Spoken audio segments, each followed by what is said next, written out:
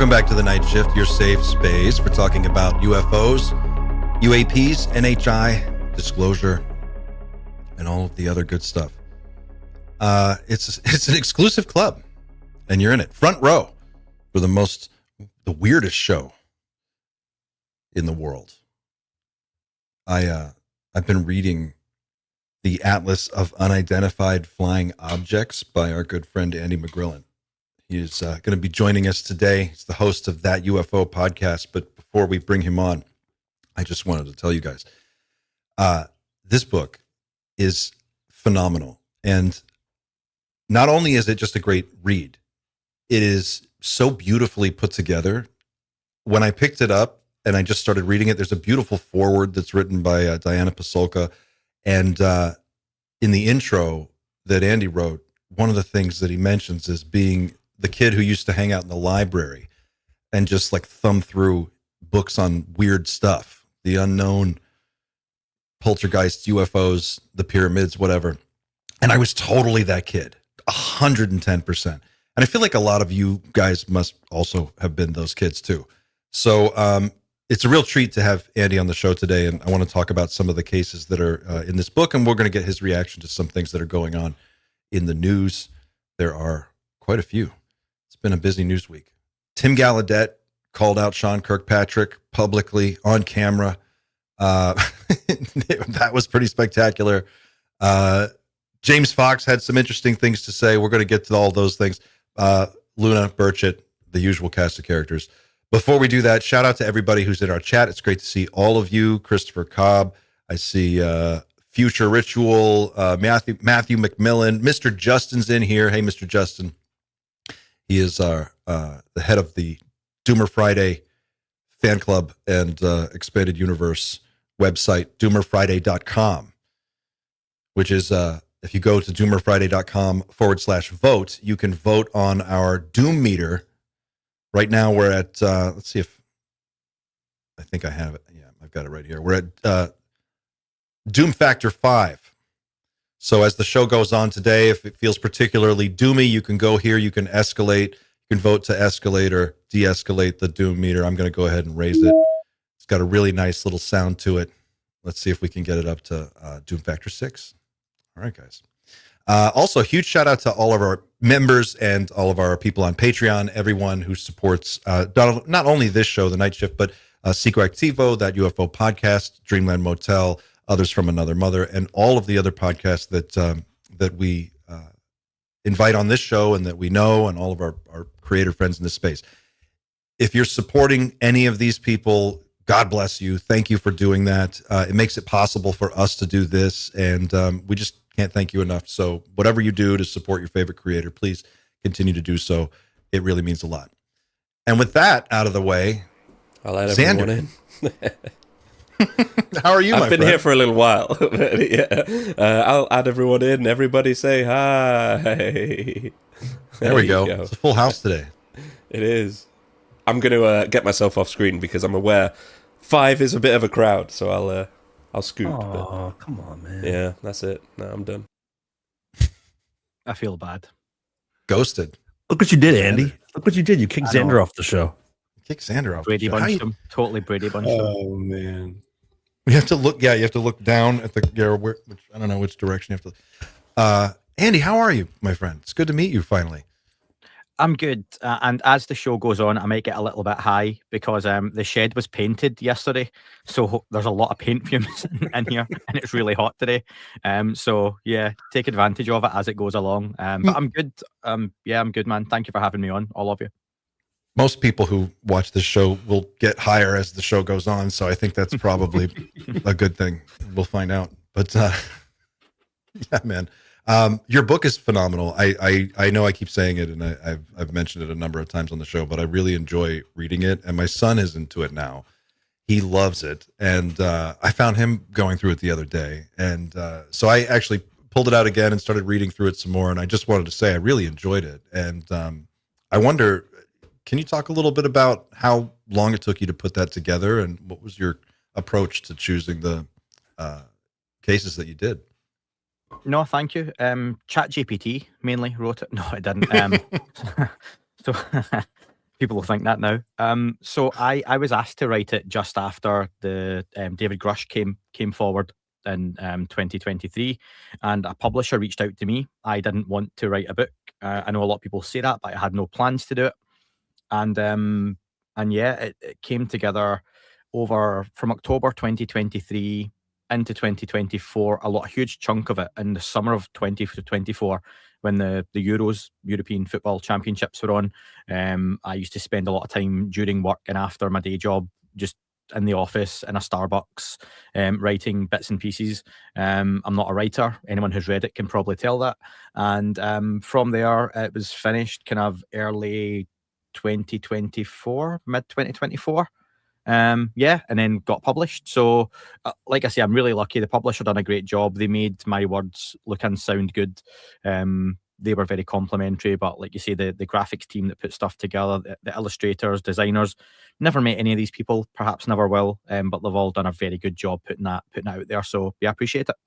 It's I wish I had a better angle to show people, because I need to get a top down camera so I can show people books, but the layout is so beautiful.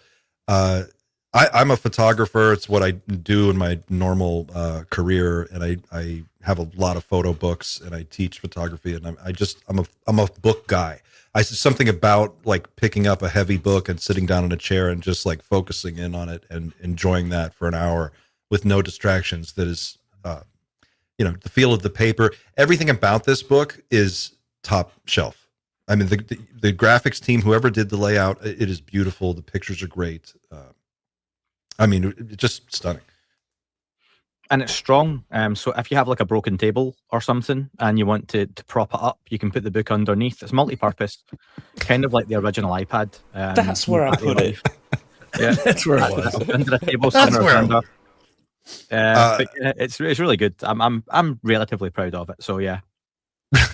Well, I want to talk to you about a couple of the cases. There was the first one I wanted to ask you about is the one that you kind of opened the book in your introduction with when you were a kid. I think you said you were like 11, and you were walking and saw this thing that. Can you talk about that experience? Yeah. What did you see? Yeah, so I was about 10 or 11 years old in the mid-90s. So I've just turned 40, which is old age in Scotland. We don't usually make it that long. And in the mid-90s, no camera phones, nothing like that. I used to go to the BB, which is the Boys Brigade, kind of the Scouts type organisation.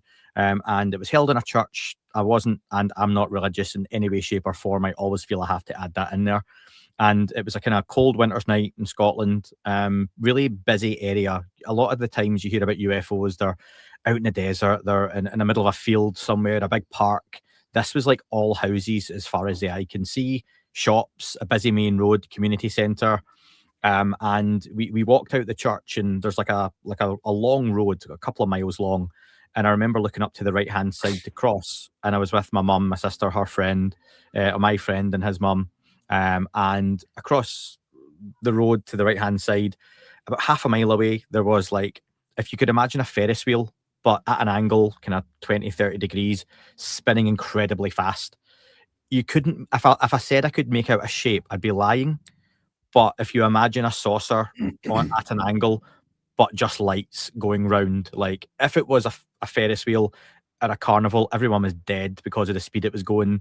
You couldn't discern a shape. You couldn't see the bottom of it. It was so low to the ground.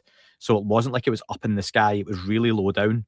And we just watched it for a minute. I remember my mum and my friend's mum saying how strange it looked. And we just went home from there. We lived like that way from it. So you're kind of diagonal. And yeah, mid-90s, no camera phones, no real internet to speak of at the time that people had commercially. And you don't go home and phone the police. You know, what do you do? So that was it, and always kind of stuck with me. When you were putting the book together, one of the cases, the first one that really jumps out at me is the Kingman case. I find that one really interesting. Xander did an episode on U-House not too long ago. I was reviewing the Kingman case this morning, and about the simulator and J-Rod and just the way that all kind of ties together into some other things that I'm interested in. Is there one that you have a favorite case out of this collection that just really jumps out at you? I've got my notes to my side because I forget what cases I put in. Really strangely, my favourite case isn't in the book, which is Phoenix Lights. And I think I was leaving that to write about it last because I was like, I'll leave that one just to do later on. Or if I get enough cases, I'll put that in a second book if I'm ever asked to write anything else. Not that anyone would. And of the ones I read about, I really enjoyed some of the kind of stranger ones because it's really easy to write about cases in the United States because I think your average Joe in the street says this always happens in America. But the remit for the book, the one remit was, can you make sure it's international with an international flavour? So 17 US, 17 international. But stuff like the Voronezh incident from the USSR was really strange. Dalnogorsk in 1986. There was material covered by Soviet scientists. What runs through a lot of those cases, though, is US involvement, US scientists, US military kind of picking things up. And we hear about a lot of that kind of stuff. But the Frederick Valentik incident is really unique to me because you've got a young pilot going missing off the coast of Australia over the Bass Strait, and you've got the transcript of what he says. So it's not just radar data. It's not just, a sighting. You've got actually him talking through, I've got this thing following me. It's above me. It's not an aircraft. This is so strange. And you get him talking through it as it's happening. And that's quite unique in a lot of UFO cases. So for me, that one is one that stands out. And we never heard or saw of Frederick Valentik again. So not only is it a sighting, but he disappears afterwards as well. So it's pretty incredible. And it would make for a pretty cool, episode on something, X-Files coming back, that kind of stuff. That would look pretty cool. Do you have a particular area of interest that is just really a focal point for you? Like, from Dan is, yours is abductions, right? Like mine's It's my abductions. favorite. Yeah. Just like some, or is it the nuts and bolts of the craft, or is it the reverse engineering program? Like, where are you really dedicated to digging? Good question. I think it's changed from when I started. It would have been nuts and bolts and how the craft kind of operate. But I think for me, more and more I'm interested in the idea these things are here already and the connotations of what that would mean. Have they been here a long time? Is it a newer phenomenon? How many of these things are here? The idea of underwater bases. These craft potentially being manufactured under the water. I know there's been some chat recently again, the Tic Tacs are Lockheed Martin or human technology. I would still dispute that for many reasons. We'll probably get to stuff like that later. But yeah, just the whole idea that these things are not necessarily coming from that far away, that really piques my interest. So yeah, I'd say that, especially over the last year or two.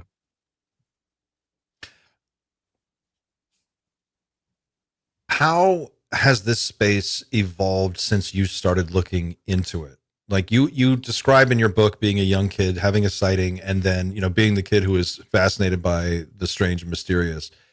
I was that kid, I think we were all that kid to some degree or another. And I had one idea of what I thought the phenomenon was when I was like 14, but that's obviously a lot. It's changed a lot. How has it changed for you? What did you think was one way, and how has that evolved? I think the obvious one was, how cool is it that we've got spaceships coming from another planet somewhere far away, and these creatures sometimes come and visit, abduct, mutilate, contact, and then you start to really, from doing the podcast, you speak to more people, same as all you guys will have, and you hear different theories. You get the idea they're not coming from that far away. Actually, there's physical beings, there's non-physical beings. And it's just the fact that it's an umbrella phenomenon. And there are so many people who love different aspects of this phenomenon. I think talking before we hit record about people going to contact in the desert, there's such an array of interests there. And you can be interested in the UFO topic like myself and have things that I find really, really debatable on their authenticity, i.e. when someone tells me they're in touch with beings from the Pleiades, or these special crystals help them talk to NHI. Okay, maybe. But that stuff I really struggle with. But, I just told you about my sighting from 30 years ago. And then a lot of folks might call BS on that. and say, that sounds ridiculous, he's misidentified something, he's making it up, whatever. So who am I to kind of call out someone else's experience, as ridiculous as it may sound, as being inauthentic or not true? So I always kind of hold that kind of close to my chest. But yeah, I think just the size of the topic and the different areas of interest. We're going to talk about David Wilcox probably, some of the ideas that he brought forward. I think the idea in general that there are huge names in this conversation, and have been for decades, who can almost at times be found out as being outright liars or charlatans, and they will still have a following. They will still have people go along with them regardless. Corey Good literally sat in a deposition and more or less said, I made all this up, this is my intellectual property, but he still has people funding that fantasy. So it's a topic that I think more and more people find their tribe with it. I know that's a big thing in psychology, finding your tribe, and I think that happens with a lot of different things. Football, I know myself and Pavlo are huge football fans.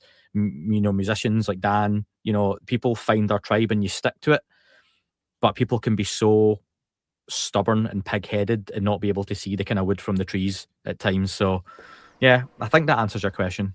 I was doing I did a series entirely on the secret space program, like towards the back end of last year, and I was trying my best to do an episode on 20 and back, and I got about 40 minutes into the production. I'd spent days on this script and recording it, because I record and write as I go, and it got to the point where one of Corey Good's friends was talking about sharing a bunk with Obama in the secret space program, and I just said, I'm going to have to delete this episode. Like, I'm not doing this. Like, so I stopped that at that moment. I was like, no, I can't do it. Like, I'm not going to spread this stuff because it's ridiculous. So yeah, I know exactly what you mean. Like, one of my guilty pleasures before I started the podcast, I would really enjoy listening to Andrew Basiaggio on YouTube. And he talks about that kind of similar stuff, the JUMP program, and he talks about how himself and a young Barack Obama would be sent to Mars, be sent back in time, and he claimed he was going to be president in this timeline, but every time the presidential elections turned up and it was Trump v. Biden or Clinton versus Trump, and he wasn't on the ballot, funnily enough, and he would say the timeline changed. But I think he went blind and started a GoFundMe, and I'm not even being flippant when I say that. So yeah, but he speaks so well, and he can go for like 3 or 4 hours, so eloquent, bang, bang, bang, and he makes it sound real. But I think, again, that's up to the individual how they kind of view those stories, but because it gets wild, like that whole Obama as a kid was doing these JUMP programs, and they went back and saw the crucifixion, and they've been to Mars, and they've seen the wars being fought on Mars and stuff, and really cool what ifs and fun kind of fantasy. But let's be honest, what's the likelihood that's actually happening? In a parallel universe, maybe. What do you think is well, that's like we're Gaia TV, everything, right? Like, what's the show? Who's the guy that does the interview, the real softball interviews, where he interviews like, oh my god, so you were a space marine, tell me about that. The guy, I don't know who the guy he's on. With a straight face, and then it's like you could just say anything, and then he's like, cool, all right, well, so what was that like? And you just, and then they just spit out these shows. What do you find, like, I guess everybody's got their thing, right? The tribe thing you said is really true. That's an interesting point. Do you feel like we've gotten to a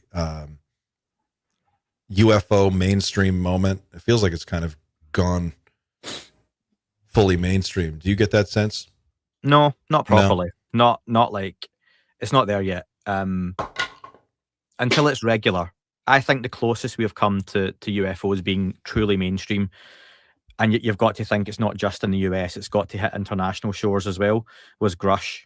When Grush came forward, that hit the UK cycle for a couple of days. That was, and I don't maybe think people in the United States can appreciate, because you're in a bubble in the US really, and like politically and with the news cycles, whereas I think, is it fair to say outside of the US we probably see a lot more international news, because what happens in the States affects us a lot more. So the Grush story hit the UK shores, hit the mainstream, hit the broadsheet journalists, I had phone calls off of all kind of weird and wonderful newspapers, but like serious people who were like, I can't believe this is true, but this guy seems really genuine. Grush himself shocked a lot of folks. That was the closest we came to this being mainstream. I don't think where we are right now is there. It goes like this, the UFO topic. I hope the Spielberg movie makes a difference. For anyone thinking he's got real aliens in it, real alien sounds and stuff, that's nonsense.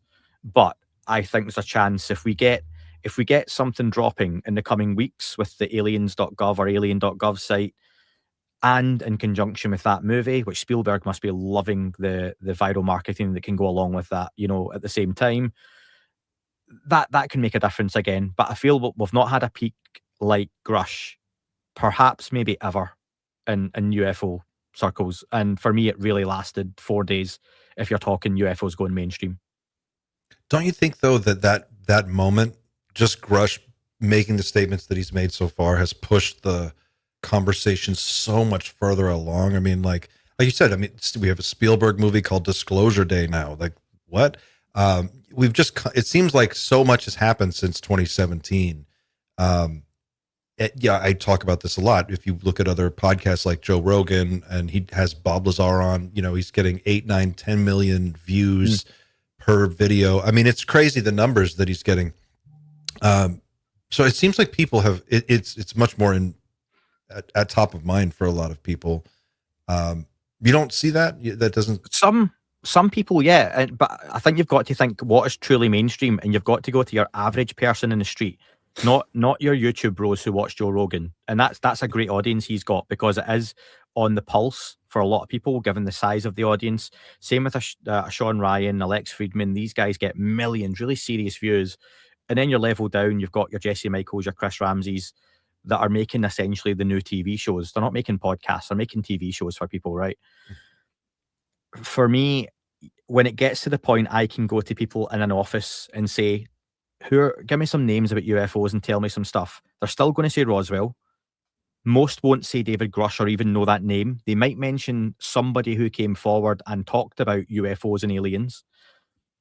I still tend to find your average person with an interest in this topic that I speak to in the UK will say Stephen Greer, Jeremy Corbell, Bob Lazar. And that's if they can name all three. They'll say that guy who talks about UFOs on Netflix, and they'll mean the Doctor, and they'll mean Greer. Or they'll talk about Corbell as a documentary maker. Or they'll talk about Bob Lazar being the main UFO guy who worked on UFOs. That for me still is UFO mainstream. I think if you do like kind of Family Fortune style, ask 100 people in the high street, tell me a name in ufology, they might go, what?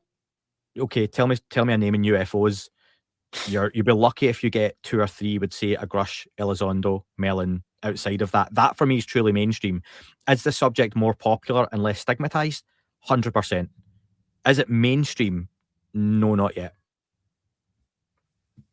It's even better. It's like underground. Yeah, underground. If their favourite band has been signed to a record label, but they've not released their first album yet, and them before that, that's where we're at. But it will go mainstream, though. It will go mainstream. Yeah.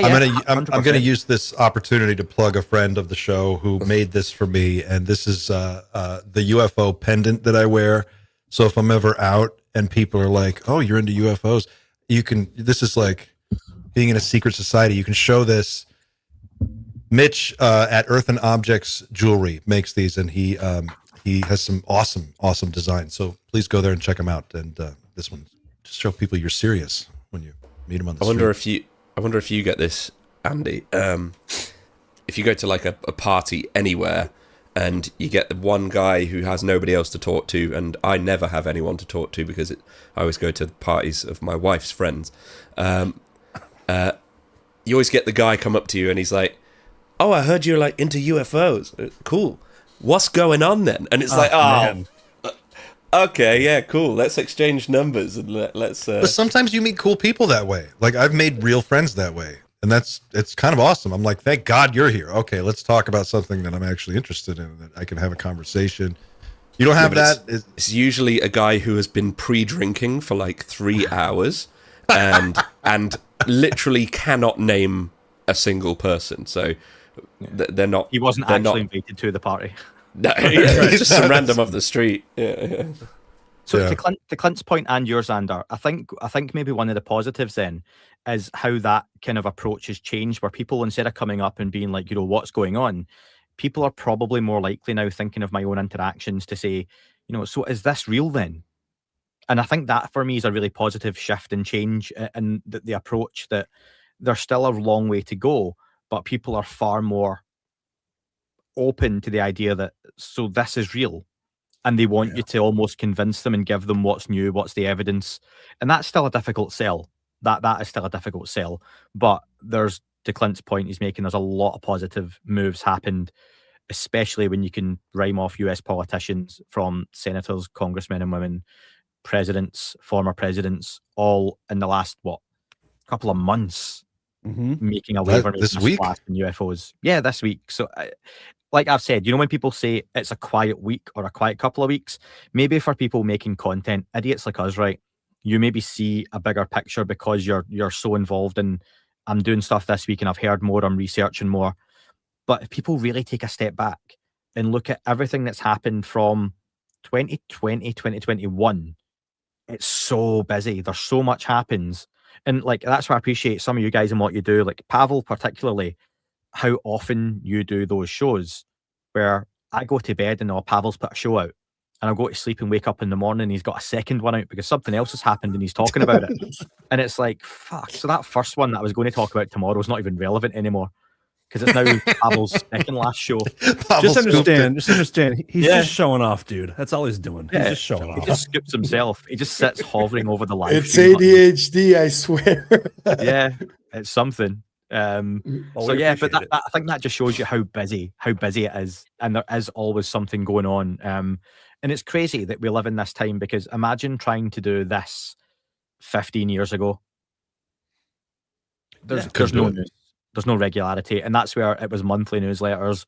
I miss the days of VHS, going into like a video store and seeing alien autopsy video. It was the same couple of videos you'd see, and it used to scare me picking up the VHS and seeing like the grey, with the face. Fire in the Sky. That's Pat Burlington's favorite movie. God. Yeah, terrifying. So yeah, but I think so much has changed for the good, and that there's pros and cons to that as well. By the way, Clint, today is Andy's 6-year anniversary for starting That UFO Podcast. Today. Is that right? Congratulations. Wow. It is 6 years of nonsense. Bravo. Dude, I have listened to your podcast. I used to walk my dog around the track when I was trying to think of how to start my channel and what I was going to do and how to do it. I would listen to your show and just like take it in. And so I've actually, I've never met you until today, but I've heard your show many, many times, and it's one of my favorites. Do you know what? It's very, very humbling how many people say that to me. And I think what they do is they take note of, if this idiot can do it, so can I. But also what not to do. So I've inspired thousands to start up podcasts. But no, you guys all do it incredibly well. Not to blow smoke up arses and stuff, but nice looking setups. And I'm still here in this fucking shed, getting killed slowly by toxic paint fumes around me on a hot summer's day. Like, so yeah. But you do it for the cause, dude, and we appreciate it. How hot does it get really there, bro? Come on. Well, no, listen, right. So in the UK today, it's like 22 or 23 degrees outside. I'll let you convert that yourselves to your. I've got my fan fresh. That's fresh. I've got my fan on. However, I am in like a black shed that gets the sun for the entire afternoon. So I am kind of sitting in like a sauna, more or less, while I record. That's why my hair's not done. Or it's freezing. Or in the winter, it's freezing there for you. But I like that. I've got my electric blanket now that I only got last year. So that makes a big difference. I would rather be cold. I have done some interviews that I have sweat profusely during them. Terrifying back in the day. But yeah. How can I ask, when your shed setup, I'm always interested in how other creators do it, because I'm in a spare office, I'm in a spare bedroom office, basically. Everybody's got, but then you get to like, I think, Chris Ramsey has his own back lot, and and everywhere in between, but it's always so interesting how other people do it. How do you set up your space? Like, how did that come together for you? Like, if I do that, my finger is touching shelves above me. Yeah. I have no space. I can't move my arms past here because I've got stuff round about me. This is the way this was made. So I've kind of fit into what this already was when I came out to it. This shed used to be for purely storage, and I've put the pictures online before. And just during COVID, I cleaned it out. So this is not an ideal setup, but I make it work. A couple of ring lights, desktop PC, MacBook, and for the YouTube audience, a tumble dryer and some crap on top of it. Oh, you had, I would have never known. I would have never known. Yeah. It looks like a magic. wall. Chris Ramsey, eat your heart out. Movie magic, people. He is in the chat. It's Ramsey in the chat. Hey, Ramsey. The shout out to our friend Chris Ramsey. I think who's got a Ramsey hat? Oh, just me today. All right. Last week we all had Ramsey hats on. What was I going to ask you about next? What do you think about the state of disclosure? I mean, just this week we had the president is being asked about it pretty much every day now. Somebody in the press pool is asking about UFOs, and he seems to have an answer. What's your sense of where we're at right now vis-a-vis disclosure? We're in a potentially good place. I get, and you can't help but get political these days, can you? Because Trump's a pretty divisive guy, but so was Biden. So, that's just the way of the world. Trump's talked a lot about this topic. He did have 4 years and didn't, really have a lot of action in terms of it. It seems to be people around him are more interested in the topic than he is, but he's been quite praiseworthy of the pilots he's spoken to. He always mentions that he finds incredibly credible people and they've seen some amazing things. He can sign this off. He can help get some of this stuff out. I think we're going to get this aliens.gov website is going to get the videos dumped on it. Of the 46, I'll be really honest, if 3 of them are interesting, I'll be happy. I think we're going to get a lot of stuff that will be shot down pretty quickly as birds, balloons, fuzzy blobs, and we might get some interesting commentary round about them. I'd be really happy if 3 of them are genuinely interesting, but I imagine a lot of it's going to get shot down really quickly. It's an opportunity. If you're a gatekeeper and you're in charge of this topic, here's a wonderful chance to dump a lot of shit on people's plates and go to the public who are going to have their eyes on this, because this is something the mainstream will pick up on for 5 minutes, 5 hours, 5 days, 5 months. We don't know. It'll depend on the quality of what's released, but this is a chance for them to dump a lot of crap and go, oh, look, here's some UFO stuff. And people will go, oh, fuzzy blobs again, and turn off. Or they give us something interesting, something to get our teeth into. And like I say, if just a couple of those are videos that within 5 minutes on X or Facebook or Instagram, people haven't already debunked it, I'll consider that a massive success, and that could move us forward. And like I say, coincidence or not, you've got the Spielberg movie coming out. You've got books like the Atlas of UFOs available to buy on Amazon, not to plug it, but you've got so much happening. Corbell's documentary's coming out. That'll get eyes on it.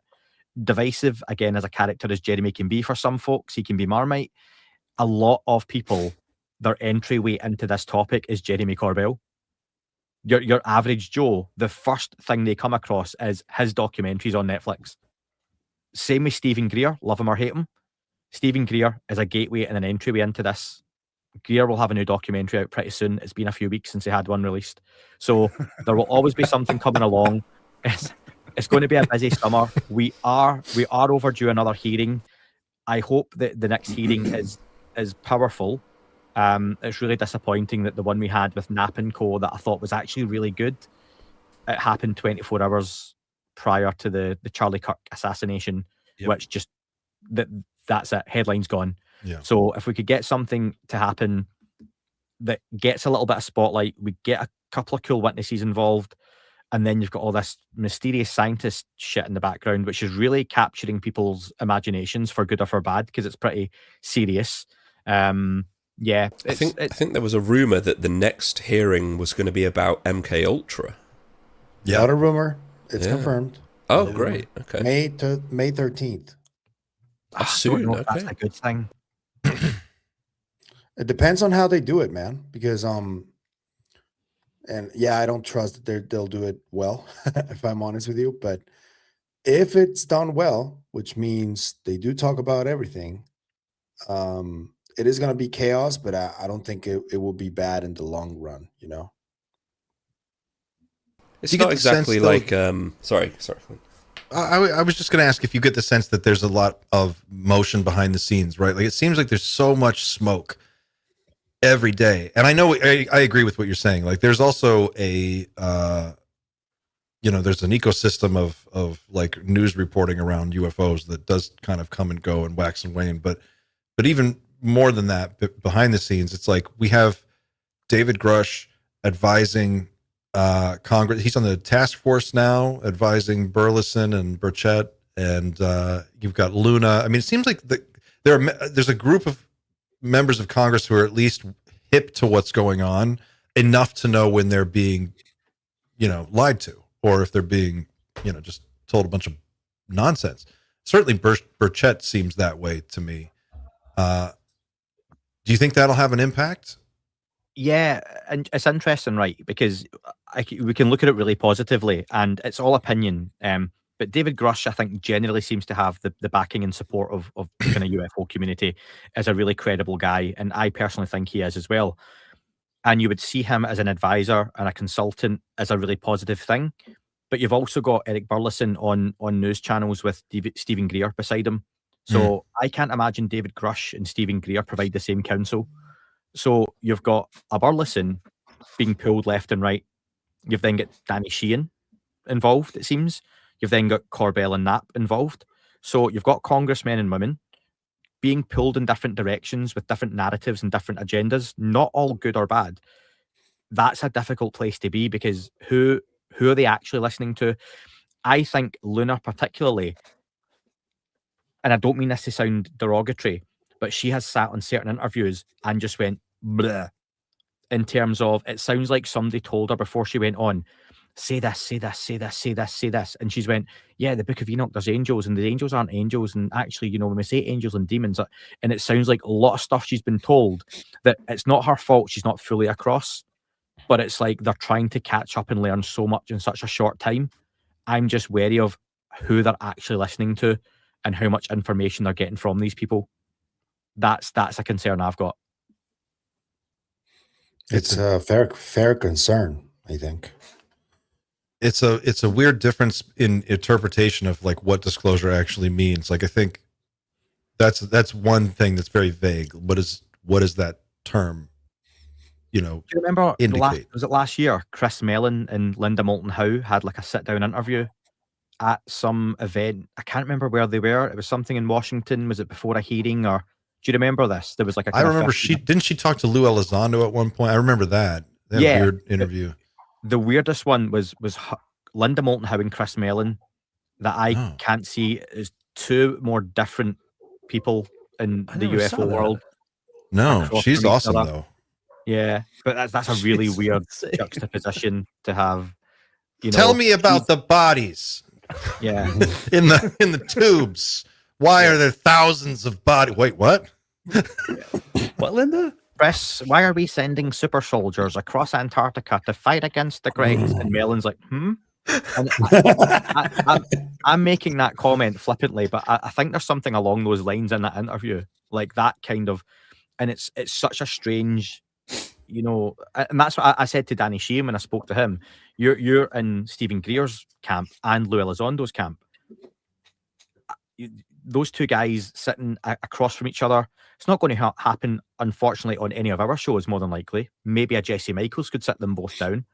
But then can you imagine a Stephen Greer and a David Grush, even, let's say, across a table, having a conversation? Like Dan shaking his head. Clint, it'd be so hard to watch. Doesn't seem, yeah. David doesn't need that. He doesn't. That's the difference. Like David fucking knows. I think that's it. Stephen has got whatever he's doing. He's got the Stephen Greer show, and like that's a constant thing that's always on. Because I agree, like you said, every 15 minutes there's a new documentary, and it's like a lot of it's rehashing the same thing he's been saying for 30 years. Not that there's anything wrong with that, but in terms of being the guy who is constantly promising, like, tomorrow I'm going to break this thing wide open, and then that day never comes. I feel like a lot of people have been let down. And I could see how this time around, as you pointed out, this is a great opportunity to dump a bunch of cold water, blow up the balloon of expectations, and then just release a bunch of nonsense that people are completely turned off by, and then that puts out the discussion for a little while. But I don't know. There's another part of me that thinks it's moved beyond that point now. Like after Grush, it's kind of, we just have so much more detail. There was a quote. We have a couple of clips too. We've got a clip of Trump talking about releasing some files, and then there's a clip of Xander. You had it pulled up in the tear sheet of Grush, his clip as well. Maybe we could take a look at these.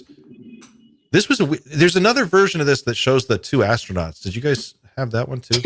Yeah, I've seen that one. I want to show the folks who haven't seen it at home. If you have it, Xander, we could pull that one up. If not, And when they give the look, that one. That's really weird. I don't know. What did you think about this statement, Andy? So is this the one where he does mention people seeing some strange things and the two astronauts going to go and give each other the eye quickly? Yep. I've been talking for the last 2 minutes without actually anybody being able to hear me. This isn't that version, but yes, I know which video you're talking about, where he says the pilots, he talked to pilots who said they'd seen some interesting things, and then right at that moment, the two NASA astronauts looked at each other like, "So have we." But this in particular, this post in particular, I found pretty interesting because Dan Scavino is the assistant to the president, deputy chief of staff at the White House, and he retweeted this little clip from Fox News, which is it's this one. I don't know. President, I have two questions for you. First, on the topic of space, do you have an update on the UFO files and when we're going to be seeing those? Well, I think we're going to be releasing as much as we can in the near future. For some reason, and I guess it's just a reason that's been in the minds of people for a long time, that is such, they want to find out about the UFOs and anything having to do with UFO or related material, and we're going to be releasing a lot of things that we have, and I think some of it's going to be very interesting to people. I've interviewed people, my first term primarily, but I interviewed some pilots, very solid people, and they said they saw things that you wouldn't believe. Yeah, so right at that moment, the two astronauts stood behind him. They had slightly off camera. I don't have the clip to hand, but I don't think you really need to see it. But they just kind of glance over at each other, like, yeah, it's interesting. But once again, by the way, I'm sorry, go ahead, Xander. Just to finish off, this Dan Scavino immediately posts it with a little alien emoji, and I take that as either he's taking the piss, which really annoys me, or he's like really excited about something. I don't know, but. Yeah. Like, he's not the kind of guy that should be doing that if he's taking the piss, because it is a serious topic, and it's still, like, doing that to make fun is, like, I thought we were past that kind of stuff, where they sort of talk about it as in, like, oh, they're coming from Mars kind of stuff. Like, no, those are the jokes that, like, that we used to say that we don't anymore, because this is a serious conversation. There are things happening in Congress. Like, let's take it a bit more seriously. So I don't know what to make of Dan, like, reposting that. That wasn't the first time somebody from the White House has posted a little alien emoji in response to questions and things either. Yeah, Pete Hegseth did it a few weeks ago as well. But I want to point out again that once again, Trump kind of makes a very subtle comment about how he doesn't really care about this. Because he says, I interviewed people more in my first administration. Like, he made a point of that. He does every chance he gets. I feel like he wants to make it clear that he doesn't really care, but you guys do. So we'll talk about it, but I don't really care about it. I still get that from him that he doesn't give a fuck. Can I give you my opinion on that? Because I think there's a lot of people that are in denial of a lot of this. I have this with my brother Diego. He's a very scientific guy. He's an engineer, and when he knew what I was starting to do with the channel, he was like, are you fucking kidding me? You're going to leave a career in sports journalism to do this shit? And I'm like, whoa, dude. And whenever there's a conversation that starts, when we start talking about this, we're family and everybody's there, he just walks up and leaves. Like, and it's like that. There's a lot of people like that just don't want to deal with it. Even if it was true, they don't want to deal with it. And I think that's the energy that I get from Trump whenever he is dismissive like that. Like, it's not that he doesn't care, it's that he doesn't want to deal with it. Like, he never has wanted to deal with it, really. That's my read. Yeah. I'm not convinced that he knows all that much. I don't know that. Okay, so let's just, it doesn't have to be Trump. Let's just say Biden is the president. Okay, I'll shit on Biden for a minute. Biden didn't know what room he was in. Biden didn't know what shoes he had on. Biden didn't know, how to get, from A to B without somebody holding his hand. He could barely walk down a flight of stairs.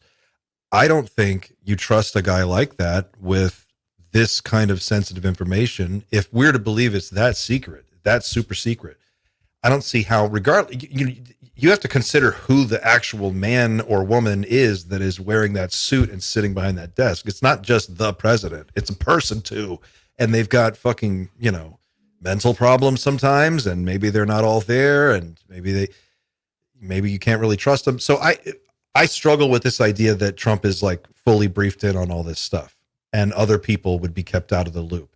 However, I'm also open to that idea that maybe he is, and maybe this is just,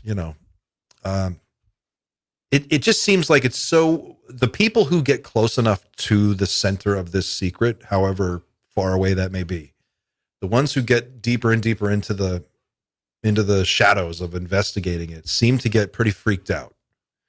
And then, yeah, to your point, Pavel, it seems like Donald Trump doesn't really react in any, it's just like one more curiosity. I think, it's, yeah, we want to, it's disclosure is just like, you could have a slow drip of good and bad information coming out that is like a muddled mess, right? And that could be disclosure, and that could happen over a period of 30 years. And at the end of it, you would have all the information, but it wouldn't really add up to much, and you wouldn't really know what you were looking at, and you really wouldn't know what is true and what's false. Kind of like where we are now. We're drowning in information. We just don't know what is reliable. But what I think a lot of people want, and I think I'm one of these people, is not just disclosure, but a declaration. I want an official notarized statement from somebody at the top of the chain of command that is like, yes, this is a real thing. Now you can, as you were, back to your regularly scheduled program. The rest, I will go find out on my own. Why do you want that? I guess when we're talking about what disclosure is to me, that would constitute when I'm thinking disclosure, I'm thinking like the president comes out and there's a giant press conference, all networks are covering it. I picture like, and maybe it's just my age, but that, when Ronald Reagan is talking at the United Nations and you see that fucking room, how big it is. And it's like people from all over the world, and he, it's every representative, and he's at this, podium, and he's like, and he's talking to Gorbachev, and he's like, if we had a common enemy, maybe we could overcome our differences and help each other. That kind of moment. And I think the reason I want that is because the world feels so far beyond fucking crazy right now that a unifying moment that's like a pro-human, pro-earth, like positive, we needed an event like that. I think that's what people want. I certainly do. What if so it's not for you? as... It's more for public. It's more to bring the general public up to speed, not necessarily for you. I would just look at it. If I were the president, or if I was advising the president, I would say, look, you have an opportunity here. This is a one-time deal. You get to play this card one time. You'll be the only president in history, whoever does it. No one will ever forget your name. They'll build statues about, of you for centuries. You're going to change the world today. But when you do that, just understand that like when you play this, when you spend this coin, you're going to have almost an unlimited amount of goodwill capital that you can use in that moment. Don't squander it. Don't blow it on some stupid nonsense. Like, really, let's figure out a better way to like move forward as a species. This could unify us. That's one way to convince him. Or you can also tell him that Obama is going to disclose and he'll do it the next day. Yeah, that's true. Well, I think as well, short of the NHI literally showing up themselves and saying, look, guys, we're real. There are legitimately, I believe, very few people on Earth that could say something with enough weight behind it. And even the president of the United States is now like everyone is still saying, like, well, not everyone, but a few people are like, oh, it would just be a distraction, like we wouldn't believe it. So even now, a presidential announcement that there is alien life interacting with humanity might not necessarily be that watershed moment, because people on X would be like, let's break this down. I've not seen the bodies. But anyway. Question for everyone here on the panel and everyone playing the game at home in the chat, just shout out to me.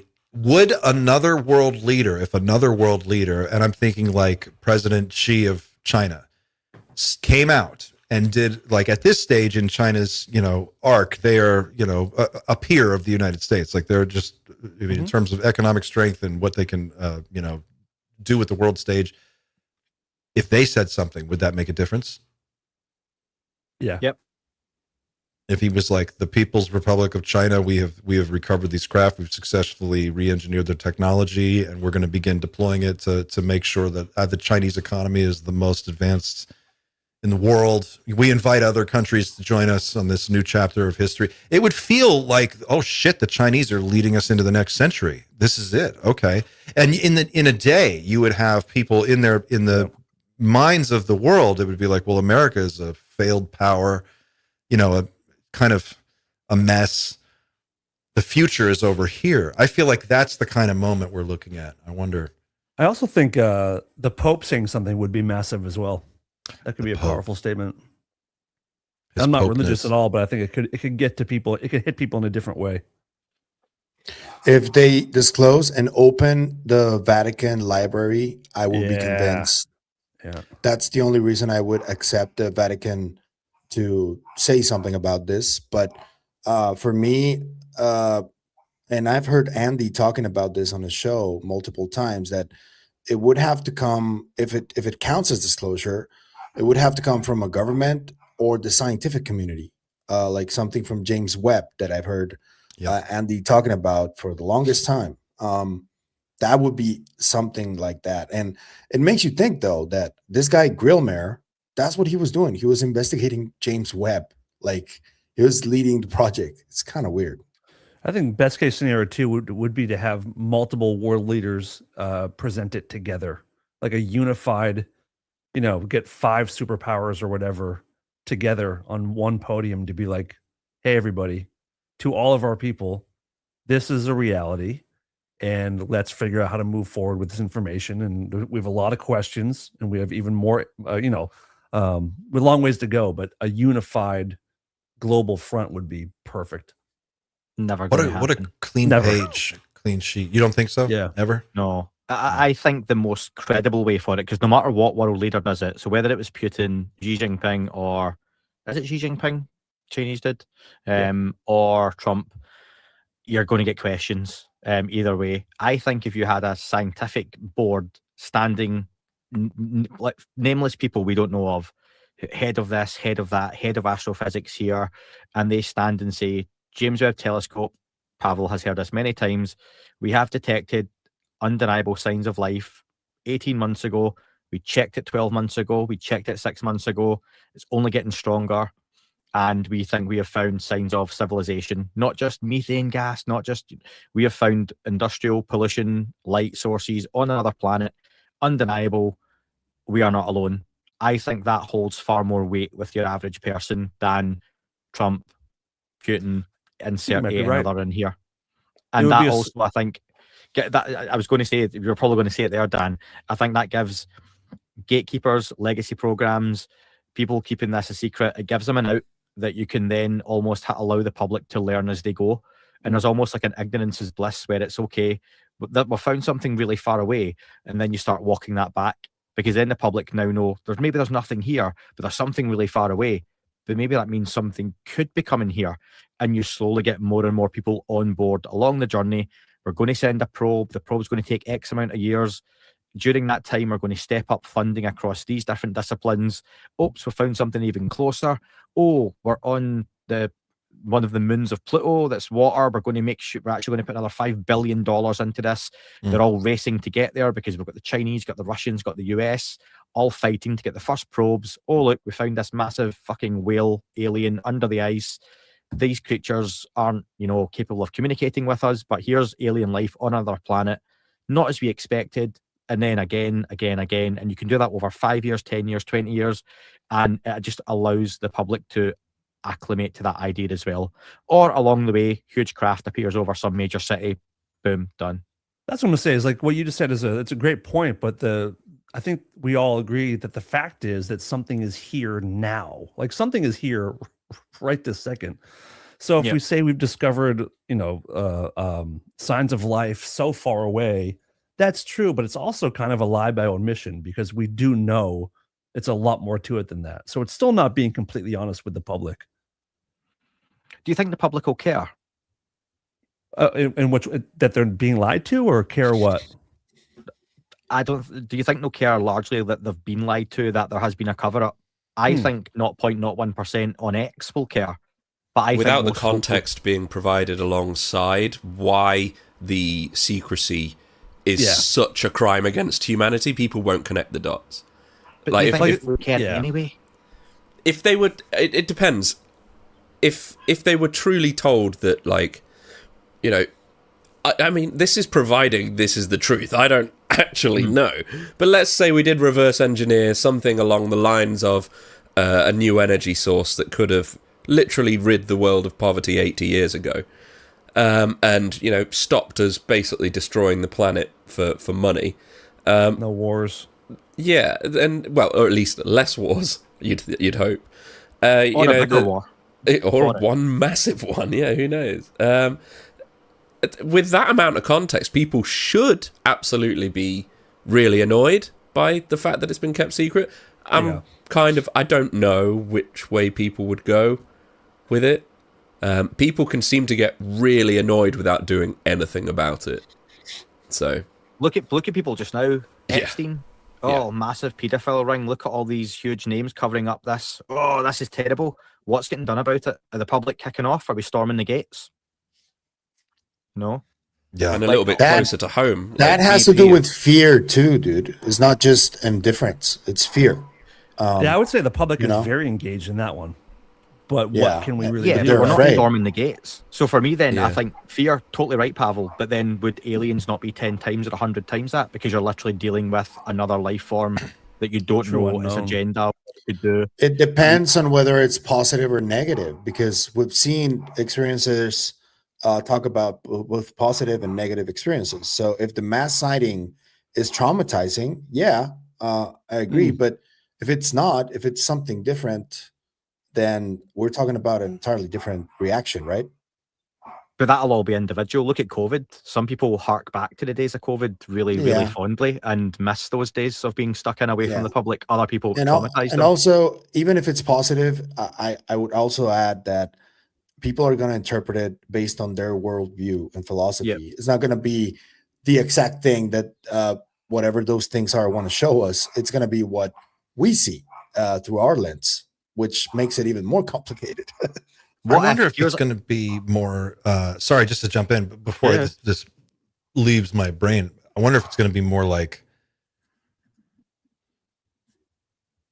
less Hollywood and much more, like what I could see as a realistic option would be like, we don't get an official anything. We keep getting this drib drab of mixed information, some that's good, some that's bad. And then somewhere along the way, a corporation reveals some game changer technology, which they'll probably say they developed using advanced artificial intelligence tools, but it'll actually probably be something that they've gotten from a program, pulled from some deep thing. I don't see how you could have top-down control of this forever, right? Like, we know that the secrecy budget is 10x the actual budget of the program, at least something along those lines.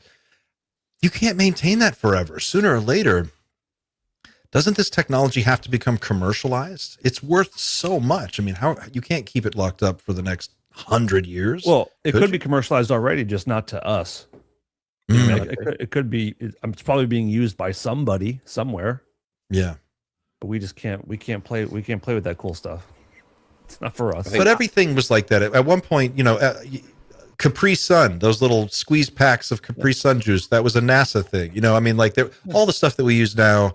50, 60, 75, 80 years ago was this cutting edge technology. And I wonder how long will it be until the cutting edge stuff that Lazar or whoever you choose was working on,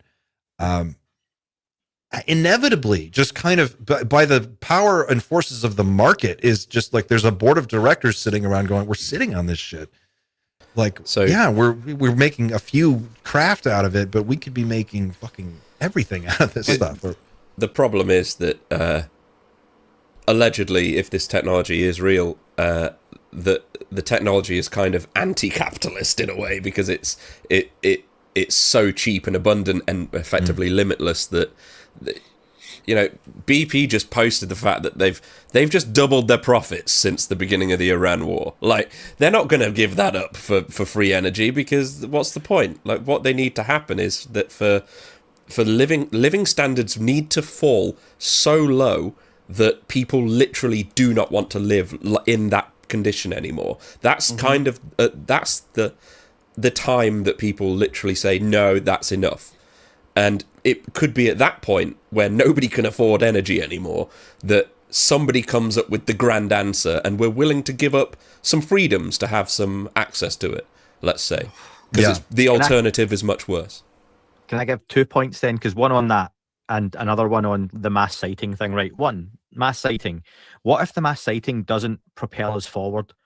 What if we get a Phoenix Lights-esque event now with an undeniable alien craft at some height and distance over a major city somewhere in the world, and it comes and goes, no contact, just literally it passes through, but people see it as undeniable. And from there, are the governments going to come out and go, yeah, we've got alien tech? No, they'll just go, wow, that was incredible, and we're going to investigate. There's nothing to say they're going to say, oh, we've seen this craft.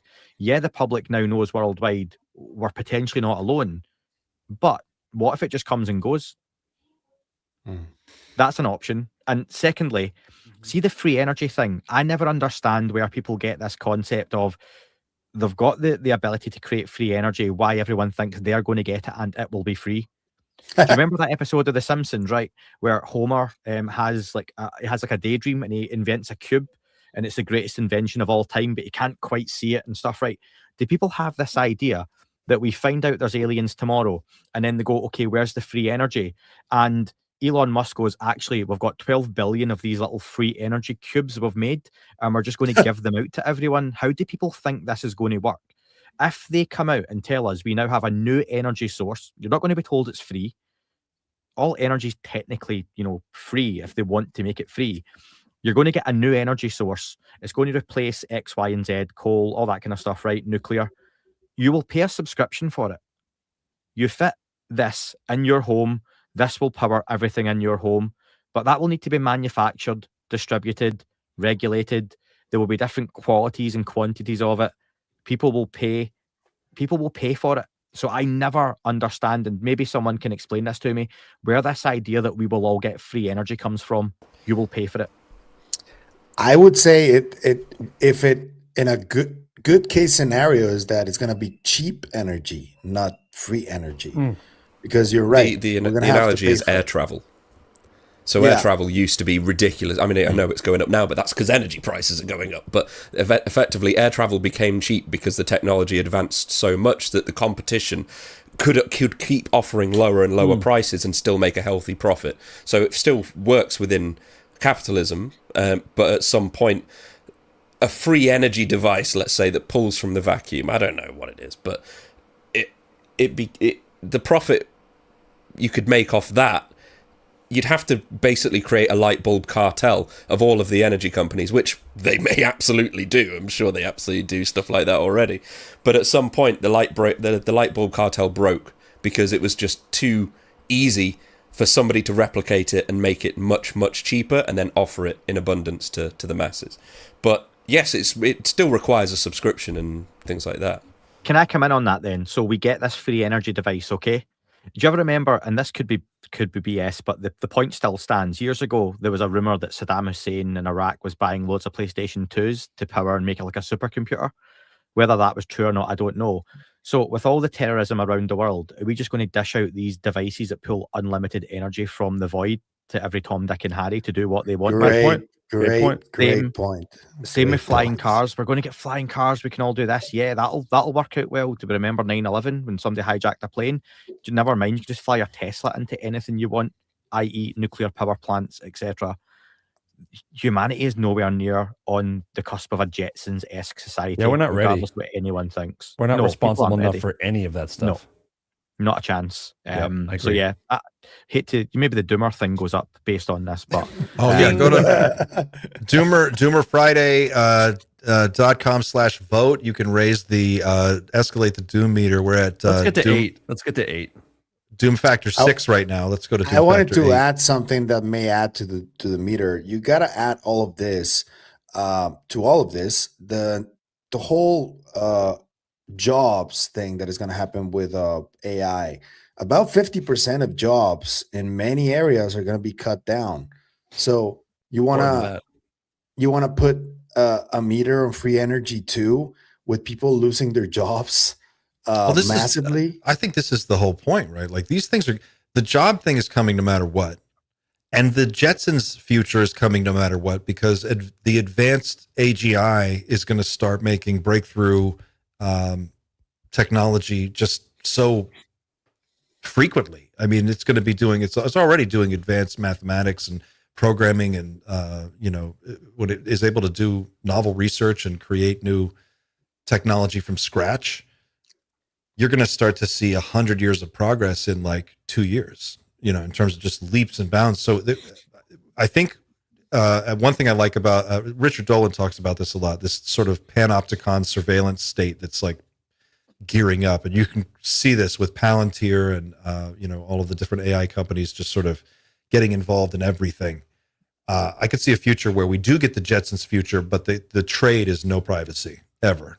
That's something trade for the is smart dust. Did you see that? The elite. Oh yeah, I saw your smart dust thing. But the elite will have privacy. The top 1% can buy privacy, but the rest of us, your life will be surveilled and monetized, and it'll be surveillance capitalism for the rest of us. But I don't know. You know where I feel we're going? Have you guys seen that movie Elysium?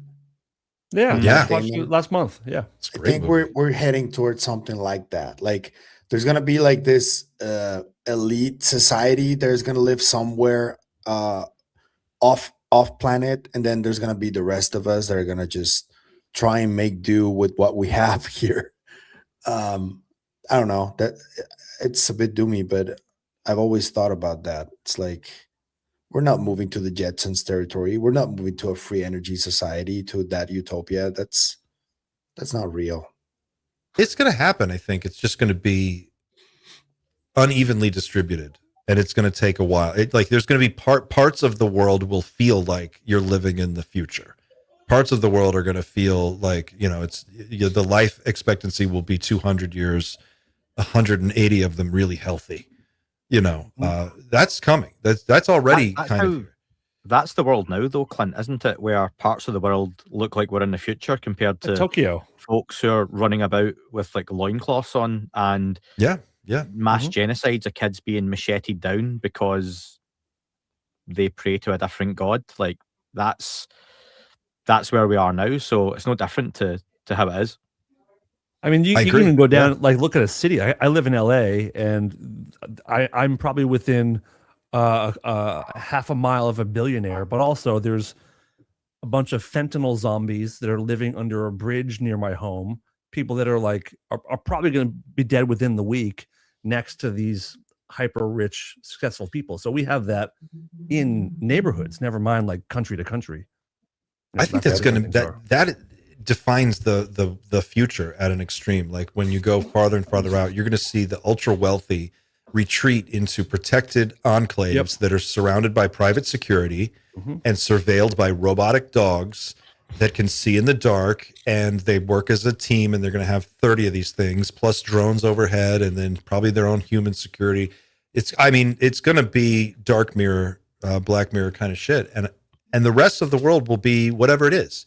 Maybe your town defunded their police and there's no police force. Maybe a different town can't clean their water because no one has a job and there's not enough taxes to pay the water treatment people to go to work. And that's just, it's going to be uneven and just whoever can afford the ultimate will have it. I think it's going to be like that. It seems like that's the path. I need a couple of guns, bro. Yeah. That's when I make my move to OnlyFans. That's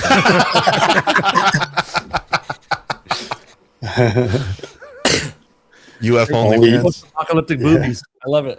Listen, I genuinely, slight sidebar to lift the mood. I was invited to OnlyFans during the week where they gave up doing the porn. If folks remember that a few years ago when they invited loads of podcasters, and it was like, it wasn't I was anything special, but they basically were desperate to get content creators, and they were pitching it as, we're moving away from all the adult stuff, get your podcast on our platform. And I was like, no. And within a week it was back to what it's known for, allegedly. That UFO feet pics. I love it. Yeah, check it out, folks. Yeah. Where are you at, Andy, on abductions? What's your take on abductions? Are they happening? Is it still happening?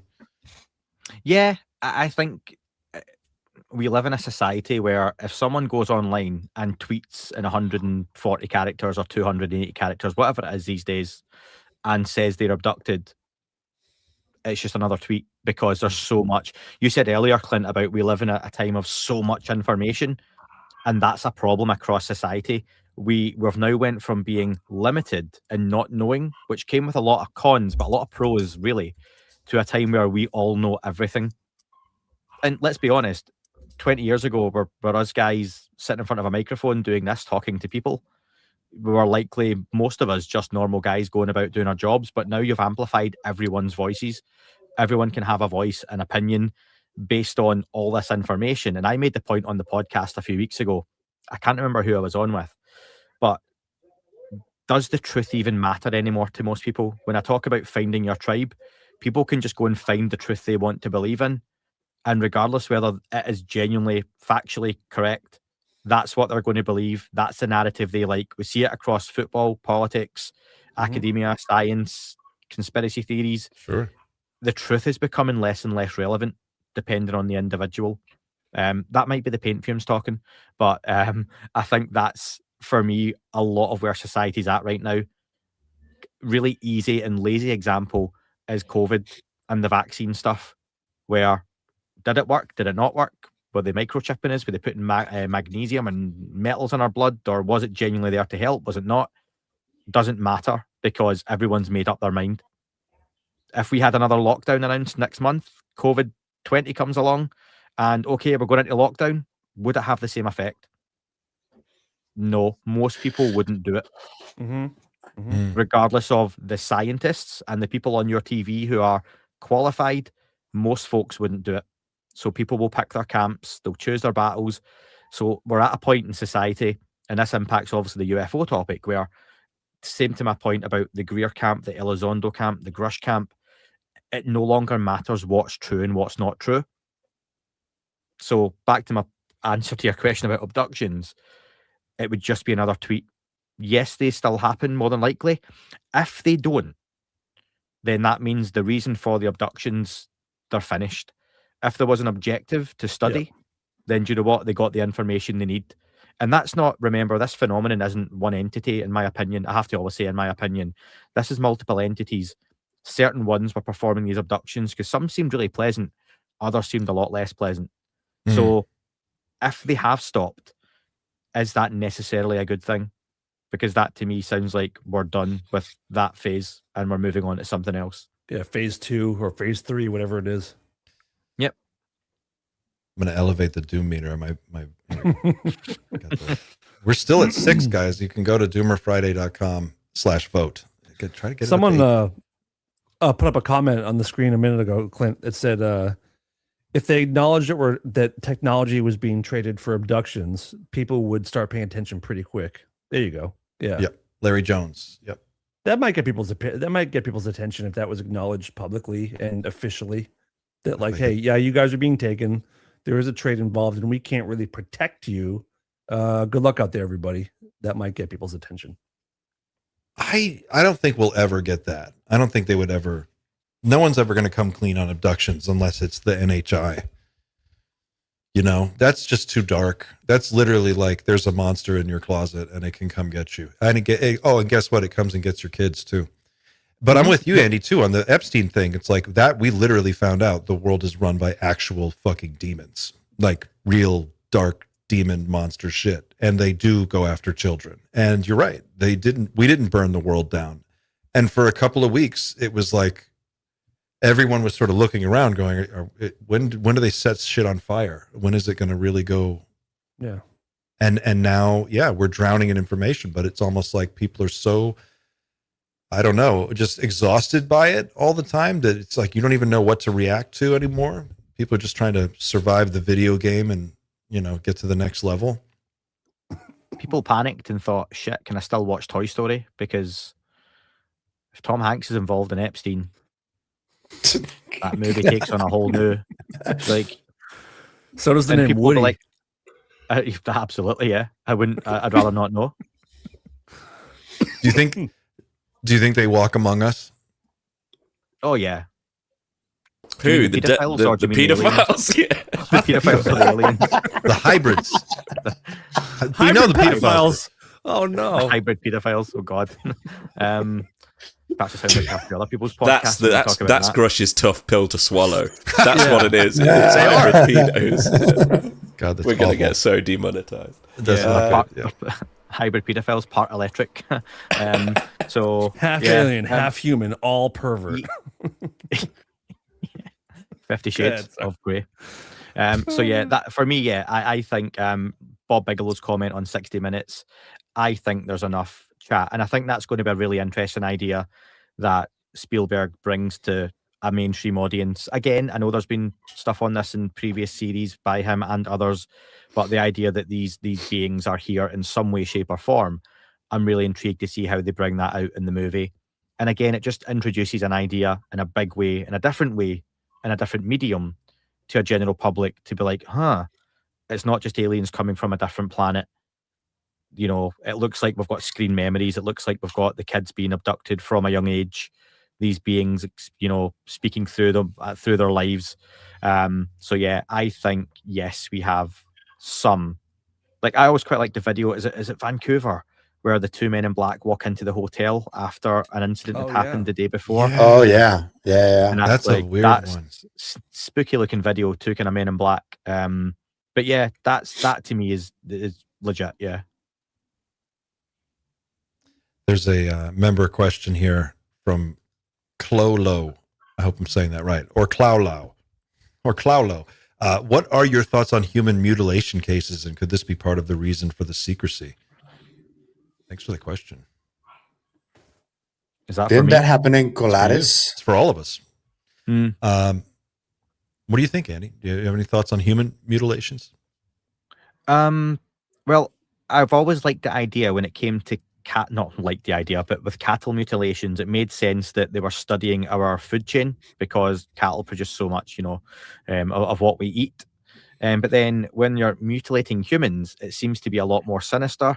That's when I would go a little bit more speculative, and when folks talk about hybrid programs between us and them, and do we have huge triangular craft that we have developed with their help, and you've got kind of black military uniformed guys kicking about with weird aliens. Rear My Labs.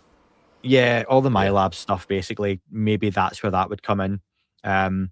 Otherwise, it just seems they're more interested medically in the kind of sexual reproduction side of things. So yeah, they probably happen, but that seems far, far less common and sounds like a very human thing to do, doesn't it? Because I imagine if our military, if Pete Hegseth, God bless him, cam guy that he is, got hold of a triangle and was sent to a planet with these beings on it tomorrow, and he took along some of his guys for a party. I do love Colin Jost's impression of him in Saturday Night Live. It's so good. If he went along, you would imagine they would kidnap or abduct one of these beings and probably wouldn't do nice 100%. things to it. 100%. That's a very human way to look at it. So either these things are just as nefarious, or we're involved in that as well. On your last time, you interviewed Whitley Strieber a couple weeks ago, and in that interview, he mentioned a case of a guy named Todd Sees, which I had not really heard about before. And it made me go and look up this Todd Sees case. And this is a guy who I believe people saw him get abducted or taken by something. And then they found his body weeks later. His clothes were all over the place, but his body was just mutilated beyond belief after he had been like visibly abducted. And I thought that was kind of fascinating. I mean, it could have been something else, but it seemed like a pretty decent example of a possible human mutilation case. You guys know that case? Have you heard of that case? That's the first time I have heard of it. Todd That's Sees, pretty Sees. Yeah. Whoa. Weird stuff.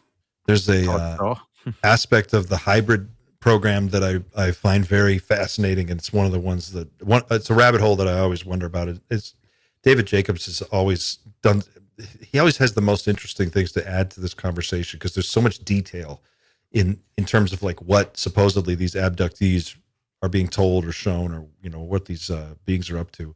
And there's one story that he tells in Walking Among Us, I think it is, and he's just talking about how weird it is to do hypnotic regressions with so many people. And over time, doing it so many times, hearing the same stories over and over again that keep, just repeating the same things. And he's talking about how he's like, you would be surprised how many people have a friend that they just always are around, this friend that they know. And they go everywhere, they go to places, they go to, ball games and stuff. They have lunch together. It's like a best friend type relationship. But when you ask them, how did you meet this person? They have no idea. They can't tell you. They're like, I don't know. How long have you known them? I don't know. They've just always been my friend. And it's something to do with this hybrid program where they pair up a hybrid with an abductee. And then the abductee is like the mentor that teaches them how to act like a human. They have to kind of like follow around so that you don't look like a complete moron because you grew up on a ship. When abductees are on board craft, they say, well, I was exposed to a lot of like rooms where there were people, and in one room there were all these little kids, and they were like in a classroom, and they're studying something, or they're playing a game, and you would hear, you read about these individual abduction cases where they talk about stuff like that, and then in Walking Among Us, it's all about how, well, what do we know about after someone is abducted and they've had reproductive tissue taken from their body, they've been subjected to some kind of, breeding program. What happens next? And when these hybrids are raised, they're reintegrated back into our society, and there's a process for that. And he goes through that, and kind of, they get an apartment, and they have like 5 or 6 people living in an apartment. And then the abductee has to come over and just answer questions and teach them how to use a fork and how to, I don't know, which end of a slice of pizza is the right way, just things like that. Have you ever read that book or any of Jacob's stuff? No, it does sound familiar though. When I spoke to Whitley Strieber, he talked about the son that turned up in the woods. Yeah. Yep. And he talked about. No, yeah, I don't know this. The biggest mistake I ever made on the podcast was a couple of years ago. Whitley mentioned on an interview with me that he had an alien son from a previous sexual relationship with one of these beings turn up in the woods behind his home. But he went on about a few things, and he just kind of dropped that in there. And I made the cardinal sin of not following up on it. So people were like all over that. So the next time I had Whitley on, I was like, I have to ask about this. And he basically went into detail on it to say the son ended up moving into an apartment across from where he lived. I'm trying to remember this properly. And he lived with another 2 guys who were with him. And the son had, was it Klinefelter syndrome, he said. And it turned out the 2 guys and the son were living in an apartment that was owned by someone else who actually wasn't there. They were squatting. They got kicked out. The 2 guys tried to sell the furniture. It all got really weird. But he was basically saying that his hybrid son followed him around for a while and would come and speak to him. What? Really weird, similar situation. But like to you say, and I am not saying I And he loves believe smoking, or disbelieve right? that. Yeah, and the kid smoked constantly. Yeah, like a chimney. Guys, I gotta run. I just want to say I love you guys. I gotta head to the airport. It's been a blast. I love you, Andy. Love you, folks. I'll see you later. Later, Bye, man. Dan. Thanks, mate. Safe travels. Don't say bye. I'll kick you. I'm gonna kick you. Go away. Kick gas. There he goes. There he goes. Okay. Yeah, that's an interesting one. I don't know if it's in John Mack's book or if it's in, I think it's in Mack's book. There's a picture of a photograph. Let's see if I can look it up. This is a weird one, but a person who claims that they have a photograph of a non-human that looks human, one of those cases where it's like they look human, but they're not. And it's this picture of this really tall Andre the Giant looking dude standing, kind of far away from the camera. And supposedly this is one of those photos of being allowed them, to be photographed. And if I can find this, it'll blow your mind. But anyway, yeah, I'm just always fascinated by that whole hybrid program.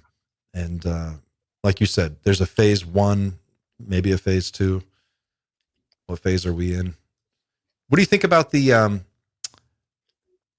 Tim Gallaudet, Sean Kirkpatrick confrontation that happened this last couple of days? This week, right?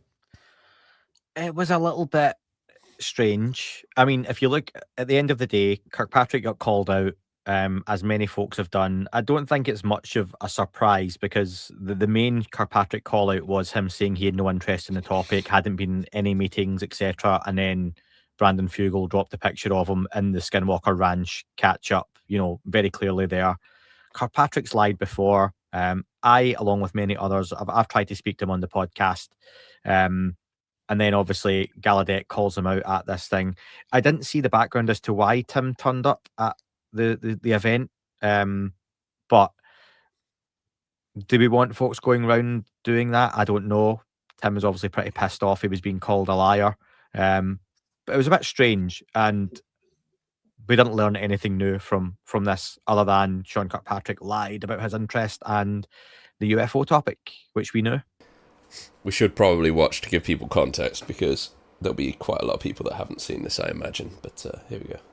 Decades of government service together. Sorry if it's a bit quiet. Intelligence and whatnot, DOD. I'm going to ask you point blank and put you on the spot on something. After my 2024 UAP hearing testimony in front of Congress, you had tweeted a response about my statement regarding Arrow, where you said, I came and visited Arrow and I was bitter because I didn't get a job, and that you believe that was because you didn't hire me because I was prone to conspiracy theories, and that you checked with some of my bosses on that statement. It's well out there. You tweeted it. And ultimately, I didn't go visit Arrow when you were there. It was after you left. I was invited by Mike Waschel, the Navy Intel rep, who asked me to come there. And that's what I spoke about during my hearing. And, of course, I didn't look for a job. He invited me, and for me to actually go for a GS-14 job after having been an Undersecretary of Commerce, that was kind of preposterous, I would say. And at the same time, when you said you check with my bosses, I had my bosses formerly were 2 2-stars, 4 4-stars, and a Secretary of Commerce who I've all spoken with, and you never really check with them. So ultimately, your statement there was an outright lie. And I want to ask you what you have to say about that. I'd say that was not an outright lie because Mike brought you in, you sat in my office, and we had this conversation about you weren't there. taking that. You had left. It was I with had Tim not Phillips. left. And the position you were looking for was an SES position. I was not asking for a position. Remember, Mike brought me in. He asked me to come. Well, then Tim, let me just ask you, because time is going to be short. Do you want to shed any light on the issue itself? Exactly. Well, good point. No, ultimately, so it's really clear that you have been executing a disinformation campaign about this. This whole slide captures it. And I know you can't acknowledge it because whoever you're on the payroll with won't allow you to. And that's my statement. Okay, well, that's a great statement that has absolutely no bearing from reality. So Yes, sir. Cringy. That Can feels somebody- like a huge moment to me. Can somebody tell me what the facts and the proven lies are around this? I'll be honest, this isn't, in my opinion, much to do with flying saucers. It's more about the character of a man, the characters of 2 men who are in the field. So it is kind of slightly related, but not exactly nuts and bolts stuff. But what are the was it in Kirkpatrick's office? I don't know. I know you've uncovered some extra stuff, Pavel. in the last week? The thing is that I've been talking to Tim Phillips to try and get him on the show, who's he was Kirkpatrick's successor. And something that I have information about is that Tim, whenever he went to do a number of interviews, he previously talked about what he was going to discuss in the interviews privately. And then when he went on camera, he said different things than what he agreed to discuss, which took a lot of people off guard. And this happened more than once. So what I wanted to do was to try and engage with him to see if I could get him also to say something different to me privately and something different to me about the same topic on camera. And I was waiting to get him on the record. He had already said yes. Then this happened. I asked him for a quote. This happened on the day the video came out. On that same day, in the afternoon, I asked him for a quote, and he gave me a number of quotes. I asked him if I could quote him, but I didn't quote him on that day. I was lucky to not have done that because Dan Sederstrom, Andy's former co-host that now has his own YouTube channel, he also had an exchange with Tim Phillips, but this was during the night on the same day. So he posted the tweet of essentially Tim Phillips saying that Gallaudet was telling the truth, right? And it seemed like Kirkpatrick was busted lying again.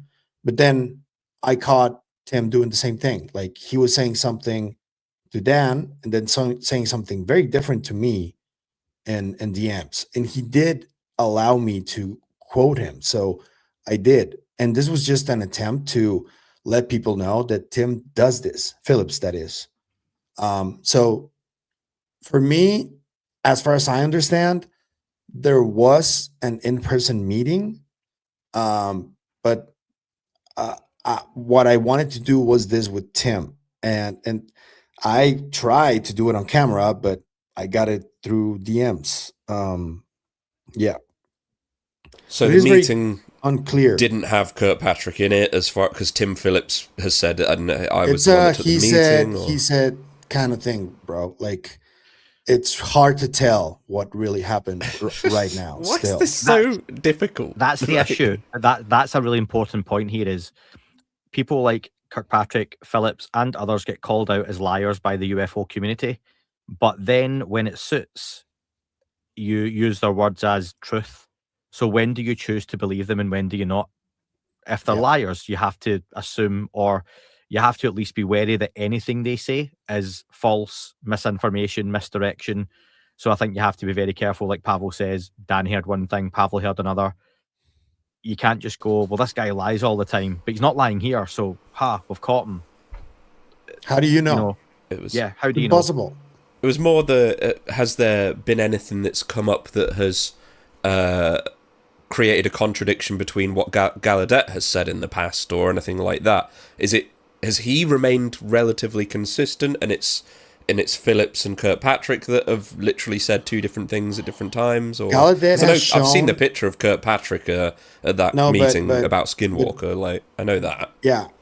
We know like both of them, I think, have been caught like saying different things at different times about the same topic, both of them. And Gallaudet did show a screenshot of a meeting that was on Zoom, I think. And he's like adamant that he never met in person with Kirkpatrick for that.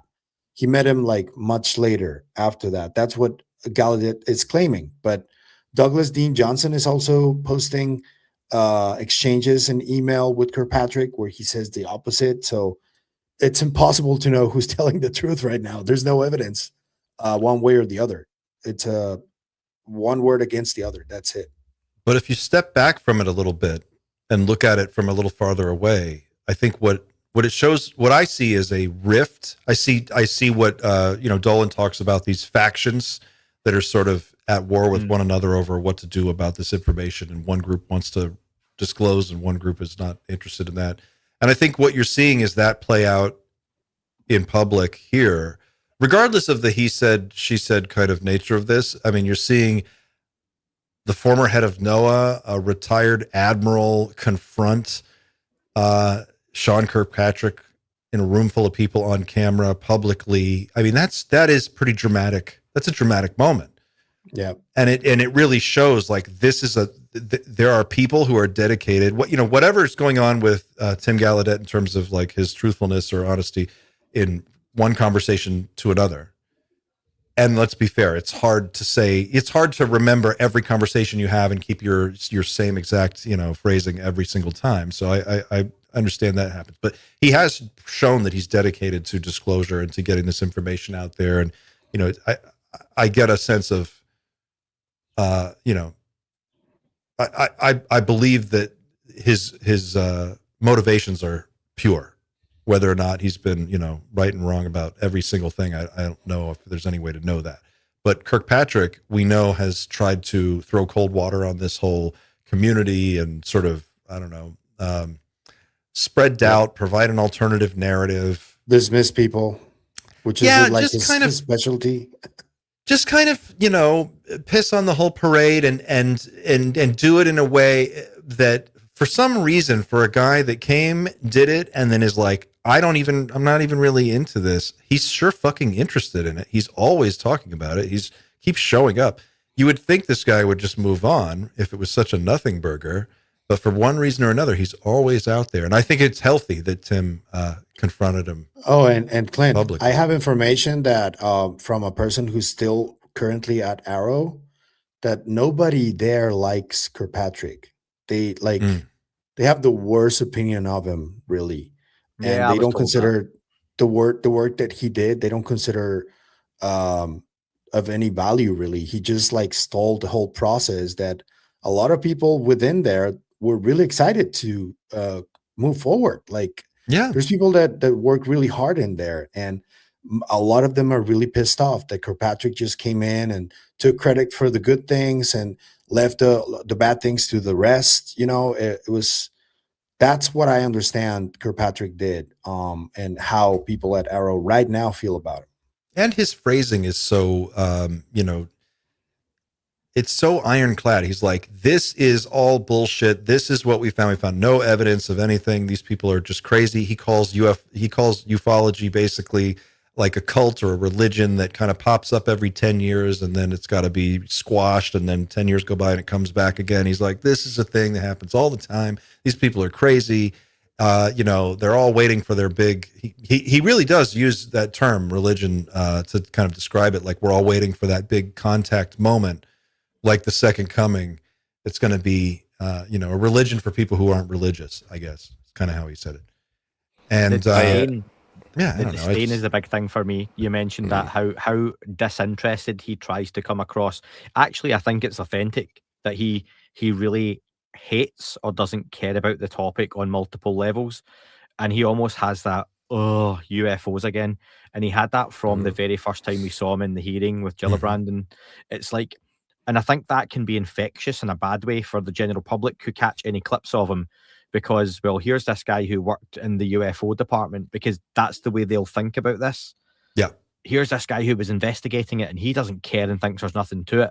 So for a lot of folks who read the headlines these days, they leave at that point because the headline says UFO guy investigated UFOs, nothing there. Yeah. So in a way, he's done his job really successfully, keeping this down. And yeah, it's an interesting guy. By being the guy in the suit that, can speak eloquently and with authority about this topic in a way that throws water on it, he provides an alternative narrative, because the other narrative is one that's really got a lot of appeal. It's, David Grush, on the other hand, he talks about it. You can feel his sincerity coming through the camera. You can tell this guy is committed to the truth. He talks about the hardships that he's had to go through and why this has been such a struggle. And, he talks about the hard work that goes on behind the scenes to get the information out.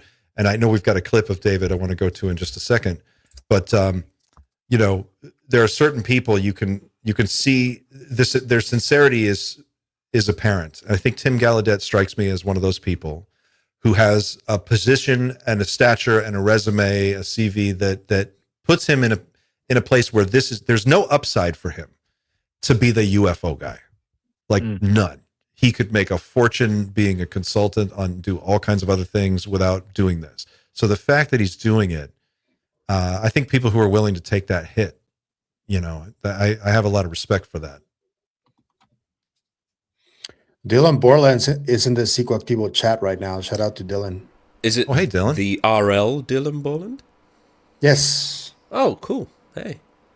I use a screenshot of his X account in my episode later tonight. Jeez, Xander, don't tell your wife. His Twitter account. I've screenshotted a tweet that he made and put it in my episode that comes out at 9 p.m. tonight. Nice. So thanks for that. You wanted to watch this David Grush clip, right? We've kind of moved past the administration kind of thing, but the tough pill to swallow stuff's quite interesting. Yeah, I think he has a really great point that he makes at the end that I thought was interesting. And just before we move on to the last 15 here. Yeah, that last, I definitely want to talk about the briefing that may have taken place recently as well. So we should definitely save some time for that. But I'll share this right now. Give me a second. Sorry, I'm getting over a bit of a cold. Here we go. Where is it?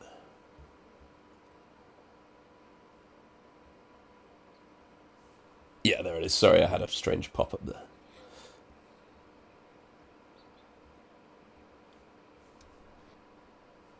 Okay, something weird's going on my end. Hold on. So yeah, I guess kind of final question. Our audience is not just going to be people here. It's going to be millions of people outside of here when we release this episode. Just in plain English for those people, what do you want people to understand from your experience about UAP, about the presence, the UAP presence here on planet Earth? I mean, straight up, what do you want people to know, David Grush? There's truly anomalous signatures in the skies. The U.S. government understands it represents a form of sentient, non-human intelligence. I know that sounds very Star Trek, a la, Gene Roddenberry and Rod's dad's sci-fi series, but it is true. And I want, the American public to be comforted that the universe is teeming with life, it seems, and readily, able to be explored. And the U.S. government does have a lot of information that I think will inspire Gen Alpha and Gen Z and the American populace at large. And it will be a new era. It'll be a little uncomfortable. There'll be some truths that be a hard pill to swallow, but I think it's ultimately a good thing to get this out there. And I think the people of the world and the American public will be very happy to understand their place in the universe, so to speak. Like, full stop. What an amazing statement. The universe is teeming with life and readily able to be explored. That's huge. Still just want to know what this tough pill to swallow is. I really want to know.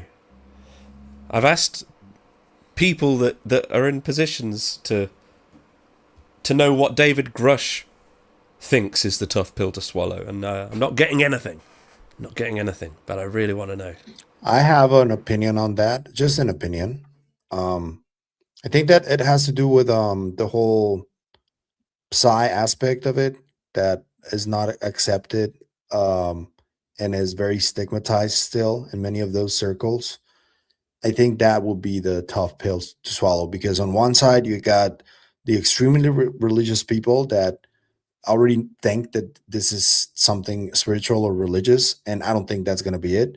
And you got the extremely scientific people who think that it is purely scientific, and I happen to think that there's a lot of stuff that is more ethereal and impossible to explain, like psi phenomena, that eventually we're going to know how to explain it scientifically, but not yet. And I think that that's going to be tough for everybody, because it's not going to fit your own worldview whenever it comes out, if it does. You think it's a religious thing? Ultimately, the psi thing is going to interfere with people's ideas? I think people confuse religion with spirituality or consciousness, and it's not the same thing. And I think that there's a lot of people that think, they say spiritual, therefore it's religious. That's not the case, I don't think. And that has a lot to do with it, I think. I could see the uncomfortable truth being you can't have contact with an advanced civilization like this and keep the world that you know. The world you know has to dissolve. You know, it goes away. It's like you can't have Starbucks in this world where you're dealing with intergalactic travel, and we can't have a lot of the things that we've taken for granted as part of just normal society, because once you're exposed at a societal level to another civilization that has an alternative way of doing things, that's going to break people's brains. They're just going to think, oh my God, they're going to question everything. Is this the right way? Should we be doing this? Do we need a nuclear weapons stockpile that's this massive? Do we need to spend $1.4 trillion a year on defense? You know, those are the questions that are going to be really uncomfortable. It's like, we have to rethink everything now. I kind of just get the sense that perhaps the phrase, it's a pill that might be really hard to swallow, feels a bit more like we have to accept something that we previously thought was something else. It's like something we think we know is absolutely not the case. So like if it's a religious aspect, maybe we find out that God didn't create humans. Something like that. I don't know. Maybe Jesus didn't exist. I don't know. Something like that. And it feels like maybe, I don't know if Andy has an opinion on this, but finding out anything religiously related in the UK, I think that would have a profoundly different effect here than it would in the US. Yeah, remember the Family Guy episode from one of the early series, and it's like Jesus or God comes down and tells us who was right, and he goes, it was the Buddhists.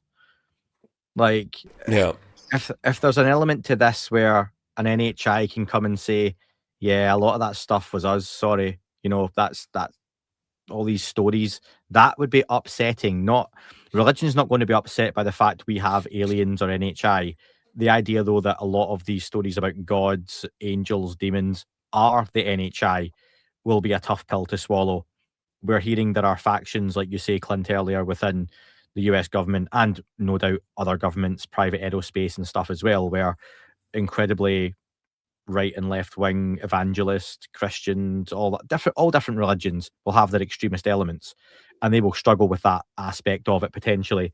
To Pavel's point, what is consciousness, the nature of consciousness, life after death, the idea that, imagine you find out, okay, so consciousness, our souls we hear are unique to us. If life continues, what happens to the unaliving rate? I'll do your algorithm a favor there and not use the word, but you know, if people find out that it's Super Mario and you get an extra life, you know, if you're having a bad time in this one, what happens overnight to everyone? There's a lot of people that would definitely take that step, I think. Yep. 100%. Yeah. Huge numbers. There could be the element of the abduction side of things. You know, these things have a capability to do what they want when they want, and we can't do anything about it. That's a tough pill to swallow. That goes back to the old Elizondo muddy boot prints analogy. You're waking up to those boot prints in your house each morning. Someone's coming in. Your doors and windows are still locked, though. You think you're safe in your house? You're not. Are you going to get taken? Probably not. Might you? Yeah. So all of those could be aspects of this, which are, and then you get to the really sinister stuff where you hear about during the cover up, children being used and abducted by people to contact beings or be involved in hybridization programs, and that gets a really weird place to go with the conversation. That, to your point that was on the screen there before, is disturbing. If there is that element of kids, especially kids that are taken and go missing on the borders in these huge national parks, where are they going? That would be a really horrible thing to kind of find out this is all tied into as well, in a way. So yeah, there's a lot of ways that could go to be disturbing, sinister. And I think it all goes down to the fact that coming out and saying we're not alone from a government point of view just isn't that simple. Yeah, I agree. I totally agree. What in the chat, I'm just curious for people at home watching, if you're in the chat, let us know, what do you think the uncomfortable truth is about all this? What's the jagged pill that makes this so hard to disclose? I'm curious what people out there think. What's that? There's a clip of Burleson talking about a briefing that he had that was super weird. Yes, I've got three. I've got three I want to share. They're all with very Annie quick. Frey. That was Let's look at those. Yeah, so the first one will be Burchett, who seems to be in a skiff every week at the moment. he's in more skiffs than there are Greer films. So let me share my screen a second. And yeah, this what did Laszlo say last week about this? He's not even getting told when these are taking place anymore, because they're just happening. Either they really don't like Laszlo anymore because he can poke the bear a little bit, or these are just so commonplace. Like he just can't find out in time, because he used to wait outside the skiffs and question them, and now he doesn't really get to do that anymore. He did get to do it this week though, and we'll get to that next. But this is first Burchett. A lot of members of Congress make fun of me, but they need to come down in the skiff. And I was just in yesterday in one. There's some pretty miraculous stuff. It's not about little green men. It's not about flying saucers. It's what are we spending tens of millions of dollars on? And why are departments telling us they don't exist, yet people in those departments tell us they do exist? A lot of members of Congress. So that's the first one. And then we had Laszlo. This is on Askapol. Oh, and by the way, before we do continue, I need to probably at some point we need to recognize that UAP James supplies all of these clips because he's so on it. So I followed him earlier and he's actually followed me back, which is cool. But we need to say thanks because he does a lot of work for this show and he doesn't even know. And for mine too. Yeah. So yeah, this is the second one. So Laszlo caught, is it Scalise? Yeah. Is that how you pronounce it? I think so, yeah. This is the 5-second long clip. I'm going to play the full minute long here. So the one up there is the longer one too. The this one up there is the longer one too. 5 seconds long, this one apparently. That's it. Oh, he changed it. Oh, it's behind it's a preview. Paywall. It's behind a paywall, YouTube and doesn't pay. But the one below that of Burleson is actually more telling. He goes into a little more detail about what. Yeah, I've got that one lined up as well. Yep. So here we go. Congressman Burleson, that you were in. Sorry, hold on. Hey, how are you, sir? Good. Hey, what's this we hear from Congressman Burleson that you were in a UAP briefing that you had asked to be in? Well, we had a classified briefing that some of us went to. Obviously, can't talk about what was discussed at the briefing. Was it eye-opening for you? Well, whenever you go to a briefing like that, there's some things you see that are eye-opening, and that's about as far as I'll go. Was it unsettling? Well, no, I mean, I'm just going to leave it at that. The information you got, would you be okay with the American people getting that same information? Obviously, you don't know certain things. There are some things you can kind of get some idea of what's going on. Some things you still don't know all the answers. So yeah. Did it feel like I'll just leave it at foreign adversaries or extraterrestrial? Well, you can't discuss what happens at a classified briefing. I gotta try. Thank you, sir. Dude, that was Laszlo's great on from it. Laszlo. It was. Holy shit. He's really on it. He was asking leading questions, though. You can't say was it eye-opening, and I like Matt. That part is true. Him, yeah, he gives him the headline beforehand. Was it eye-opening? Was it that? Let him tell you. He could have not repeated it, even though it was leading. He could have put it in his head. Said, yeah, but he could have not said it. Play the Burleson one here. This is, so this is apparently Burleson talking about what effectively this kind of, I think this briefing is happening multiple times at this point, but Burleson and has also had I got information on where it happened. I already told you guys, but we'll repeat it here. I'll play the video first, shall I? Yeah. So here we go.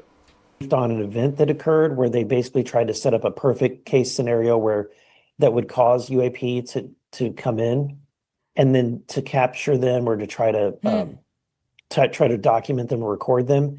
and it was very successful. So this is when this only happened a few months ago, and this is when the whole conversation changed, because that event was one that no one could deny. There were so many people that witnessed these things, and these were all credible people working in our top intelligence sector, and they brought me in and briefed me on this almost within a few days or weeks after this event happened. So, which is, I feel that was nice that they did that. They knew that I was researching this topic. Since then, that is the briefing that everybody wants. Yes. So the other members of Congress have heard about this. Leader Scalise wanted the briefing. He got the briefing along with a couple of other members. I had only told Leader Scalise about this, and now everybody wants this briefing. I know when it happened. I want the briefing. And where it happened. Because I asked 3 different people, and they all told me the same thing. According to the information that I have, this one happened in February when the airspace in El Paso was closed. You know, that was weird. They said that they were going to close it for 10 days, and it was just a few hours. Yeah. That was really weird. That's what I hear. That event that Burleson was briefed on happened there, and at that time when the airspace was closed. That's interesting, because Eagles Disobey had a really weird. Somebody should jump in the Wayback Machine and go see what Eagles Disobey was doing on that day. They had a weird page. I thought it might have been Skywatcher, because of the whole alleged landing that took place last year, or maybe it's connected in the way that they figured it out, redid it again in, where was it, El Paso what I can say is that Skywatcher is no longer really active, but that same activity is happening with other groups now. And I found out recently that last month there was something that was happening in my country. So that's the reason I found out more quickly, because I got intel that it was happening in my country and pretty close from where I am, but I can't say more really. I think it's interesting that he said members of our intelligence community gave me a briefing. It sounds to me like he's saying, again, he's highlighting there are people that want this information to come out. They're bringing him in. They're showing him. They're saying, look, we've been trying to lure these things in and get them to come down and land. We were very successful in that. I'm wondering to what degree, if you imagine the gatekeepers as like sort of a top-down, like MJ-12 type group that's managing this from top down, once the cat's out of the bag to a certain degree, like once you know there's an electronic dog whistle, a radio frequency or some type of technology that works to like bring these things in, it's only a matter of time before some other third party comes up with that, a private group, corporate group, a different intelligence group. The top-down management can't watch everyone all the time, and they can't control everyone. At some point, someone outside of your network is probably going to do something, especially if it is possible to summon these craft, communicate with them. You know, once we kind of understand what we're dealing with on a wider scale, what's to stop more people from just going rogue and doing it anyway?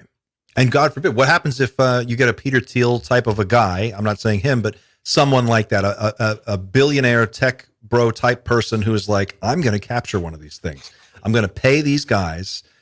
I'm going to say, come on in here. Get what is the number? I'm going to write that check. I'm going to fund it, and we're going to go get one of these things, and then we're going to have a private group that owns this technology. Do you think that's plausible? What do you think? Yeah, it depends what these things are, though. Yeah. I mean, I'm assuming they're a craft like what we would expect a craft to be. What else do you think they might be? I'm not sure. They're all craft. When I interviewed Diana Pasulka, she alluded to that there's an assumption all these things are craft. Like, we don't know what we're bringing down. Maybe it's not the craft that are being summoned by these by the dog whistles. Maybe it's something akin to one of their drones or something else that we don't comprehend. Not necessarily saying it's human tech we're summoning, but we don't know. So I'm not saying they're not summoning saucers. You know, it's to me it would. I don't know if Pavel has any ideas, but it doesn't seem to me they're summoning something manned by anything. Yeah, it feels that way to me as well. Burleson's language in that interview was like, okay, like when they did that, shit got interesting. When they finally, I don't know, it's almost like part of the intelligence community had cracked something, and they finally managed to bring something down. And like maybe that's why all of this interest is going on. Like, perhaps the disclosure needs to happen now, because now it's the cat's out of the bag in some respects. And to me, then, Xander, that sounds like infighting, because people have kept it secret. Yeah. And now you've got other aspects within, the government are keeping it secret bullshit. The government's a massive organization, right? Yeah. So you've got all these different factions, and now other factions are going, right, if this is legitimate and we can do this, because now you've got names and faces. You've got James Fowler, you've got Jake Barber, you've got David Grush. You can go to these people and speak to them and go, have you got this? Does it work? Never mind the public stuff, of which some of it might be nonsense, misdirection, misinfo, whatever it may be. Does this work, and can it do what you're saying it does? Or actually tell me what it does. Okay, we want this. And then James Fowler leaves Skywatcher.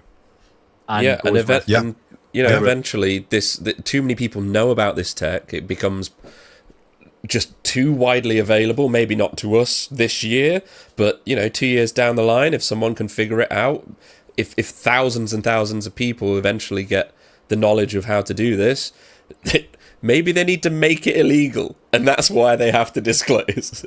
And that's why I don't think it's manned craft. I don't think you've got sentient NHI beings kicking about in the atmosphere, waiting on someone flicking a switch and going, oh, right, okay, there's someone down in Essex, UK looking for us. Let's head on over. Oh, wait, now Clint, he's done it. There's someone in Missouri's done it. Oh, there's someone in Mexico's done it.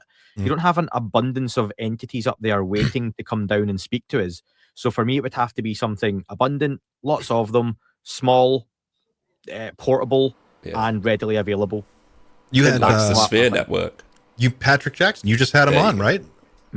Yeah. Yeah, the Sphere Network idea. I really like this, because Beatrice and her team have Beatrice Villarreal and Eamon Ansbro and his group have kind of postulated that there's some kind of automated surveillance network that's sort of longstanding, been in place for thousands of years, possibly.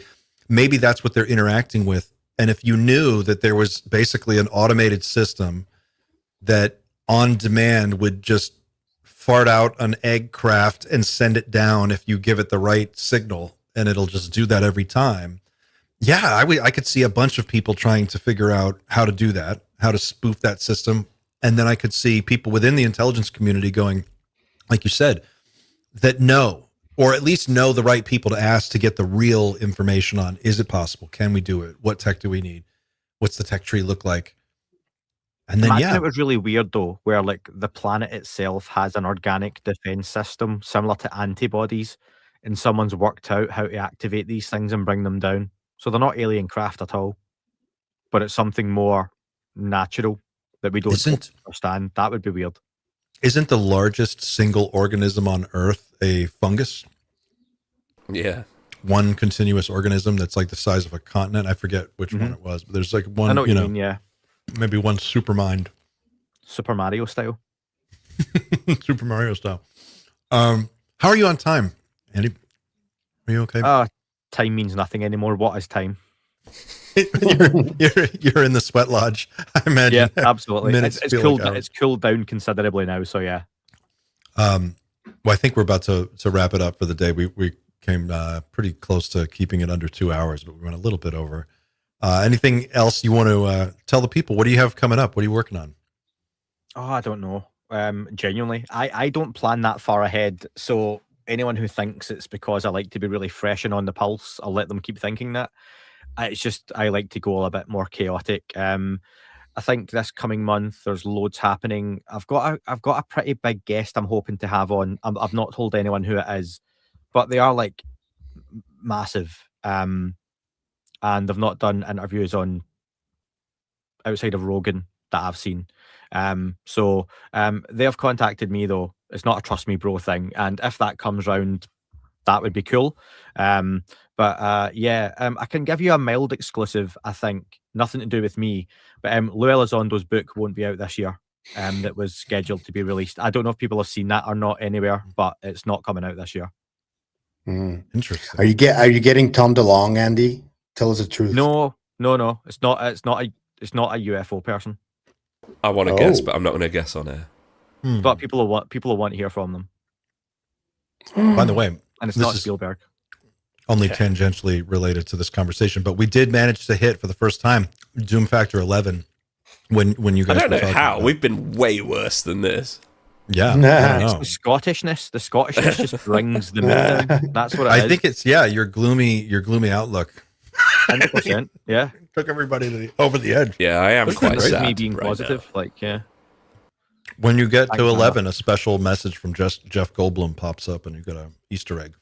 And it's hard to say 11 with a Scottish accent. There's a famous sketch where two guys in an elevator struggle to use the voice activation. Look up Burniston. That's my gift to everyone tonight. And 11, and it's very funny. Yeah, Burniston. Yeah, Burn ISTOUN, and just put elevator or 11. It'll come up. Very funny. Okay. Noted. Xander might know it. I don't know. It rings a bell. Yeah. I'm just curious, actually, but when you sit down to look at your show for the week and the month and like how you plan it out, how far out are you looking when you're planning shows and trying to book guests? You've been doing this for a while. What's that process like for you? It's chaotic. Right now, I have Gary Hesseltine planned in for next week, the UK-based police officer. He's going to go over cases from the database in the UK on UFOs. Had him on a couple of months ago. Really interesting guy. I don't think he likes me. I did an episode on Rendlesham. Was he not a fan? To be fair, I think I was actually really quite accurate, but there's accurate and then there's, what's it, Hesselton, isn't it? He's like next level accurate. And I just didn't have access to the level of information that he had. I think he did a lot of his research way back in the day. I just couldn't get that depth. So I did put a disclaimer in the episode. I said some of these details I couldn't find, so I fit them into the story to make them work. But I don't know this thing for a fact, and I just don't think he appreciated the. You just sound like Sean Kirkpatrick now, Xander. Yeah, exactly. That's my problem. I'm not a details guy. I don't remember. I'm an idea man. Yeah, but no, it's I kind of, it depends how busy I am. I've got a day job, I've got the kids, got life. Sometimes it's really well planned out. Oh, and I recorded last week with Shane Ryan and Grant Levac on Westall 66. That's coming out in the next couple of days. I had a few kind of recorded over a few days. And like news updates, I'm due one of those. So I'm trying to get some folks on, like yourselves, Pavel, I know you've been on, Dan Cleary's just been on. So yeah, it's nice to get some different voices and opinions, because I think for a long time the UFO space in 2021 was quite close and there was a lot of kind of positivity, and then I think it went a little bit to shit. And I think there's some nice voices that I'd love to speak to, because I appreciate differing opinions and stuff on the podcast. And yeah, so it'd be good to get you guys on as well, Clint, Xander. I would love to. Pavel, anytime. welcome back anytime. So no, interesting times. I think we're in for an interesting summer. And just so people know, your website, I brought it up a while ago, but it was down for maintenance in case people go there. Is it back up? Let's see. Yeah, onlyfans.com/that UFO. No, it's just that UFOpodcast.com. It was down for maintenance. My web guy was doing it today. But if you go to like /store, for example, you can see some of the merch that's on there. Here we go. But money's tight for everyone just now, isn't it? So I'm not expecting folks to buy t-shirts. Other than you, Clint, you can go and get one. I'm going to get one. I got to get one. I have a whole separate dresser that's just UFO stuff. Nice. It's like all my UFO shirts from other podcasts and stuff. Oh, here we go. Okay, awesome. So that UFOpodcast.com, and if it doesn't load, go /store to get Yeah, into there's some new stuff going up, but it's just a way to support the podcast. You know, I'm getting some. I like hoodies. I'm getting some new hoodies made for the pod. That was that Sphere in Loathing was a print that was quite popular from a thumbnail I done. Nice, dude. I like that one. That's awesome. And those are genuinely limited. I think there was like 25 of them printed, so I think there's been like 8 or 9 sold or something like that. So, but yeah, it's all good. And guys like you having us on, appreciate it, because you guys have all got your own popular shows and different formats, which are really good, and different ways of approaching this topic. And I like that. There's not enough of that originality going around anymore. So, appreciate what all you guys do. Well, thanks, man. Thank yeah, you. it's an exciting time to be in this space. It's really fun, and I've met some really amazing, interesting people, including all of you. And I don't know. I feel like we're definitely in a new era. Whatever happens next, it's going to be interesting. Pavel, how about you? What do you have coming up? You got anything special on the docket? I'm doing Polarity later tonight at 9 p.m. Pacific. We're gonna do it live, and I'm gonna stream it on my end, and he's gonna stream it on his end. But he's gonna interview me.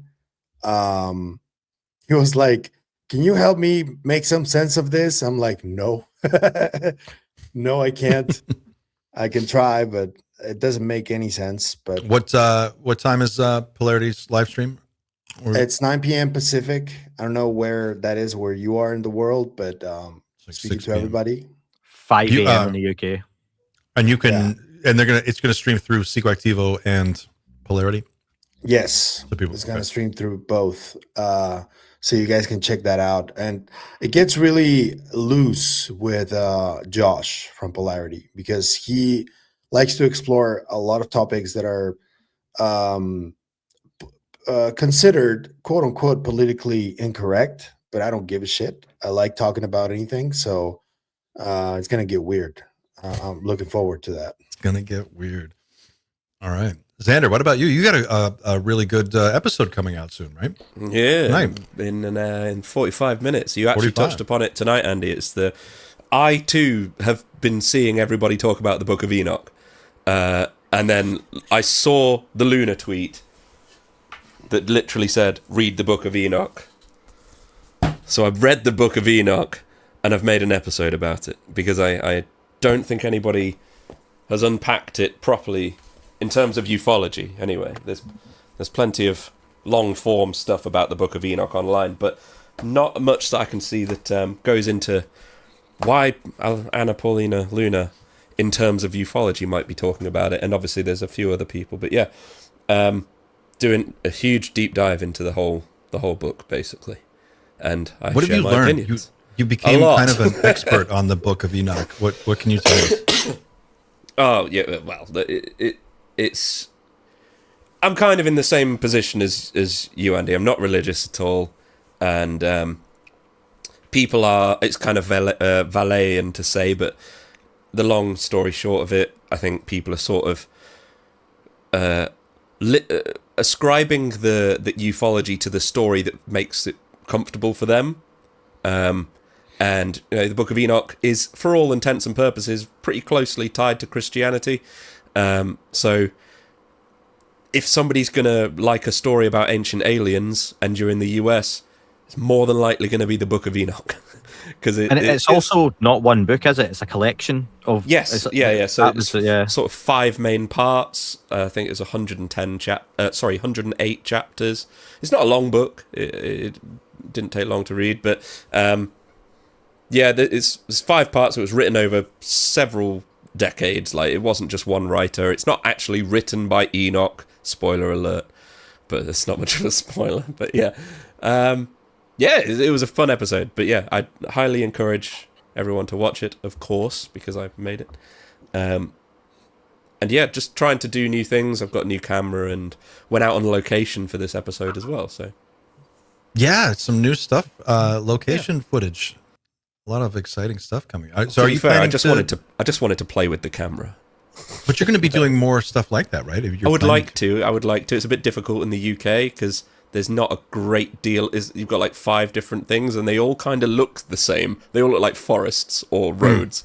There's no like You can't. I'm not Anders. I'm not going to look into a military base from a mountaintop. Did you see Anders from Uncanny Expeditions just bought land outside the back gate of Area 51? No. Yeah, he bought it for $2,000. He bought a couple acres, I think, for $2,000 right outside the back gate. He can see it from his property. Oh, wow. Yeah, it's incredible. An Airbnb. That's not bad, like $2,000. Because what my hope would be there is that they expand one day and have to buy it back off me. yeah, maybe. It's a good investment. Yeah, there's loads of farmers and stuff around him. Yeah, that's so weird. I wonder if they're watching him as much as he's watching them. Probably. Yeah. Probably got people watching that all the time. One more quick thing I want to mention before we wrap up. This is a project that Mr. Justin is working on. Mr. Justin, if you don't know, is the minds behind the DoomerFriday.com website and burgeoning Doomer Friday fan club, and also one of our mod squad leaders. And he has this project he's putting together for a game that is based on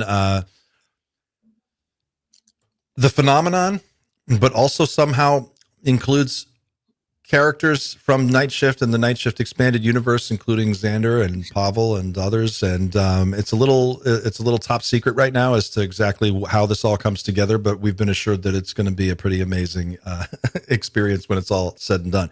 So Justin is putting together a team of people to do some testing and help with the development of this. If you're interested, you can go to adjacentinteractive.com/recruit is the URL, and you can fill out the form here, or you can find Mr. Justin in the chat and you can reach out to him directly or on our Discord and get in contact with him. But he's just looking for an extra couple pairs of hands to pull off this video game. And I'm excited to see it, so I can't wait to see what it comes out to be. Also, Andy's book, The Atlas of Unidentified Flying Objects. If you don't have a copy, make sure that you pick one up. This is a really just a fun book to read, and it's a great gift.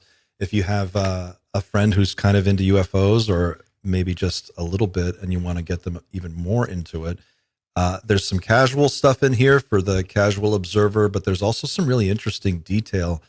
And I'm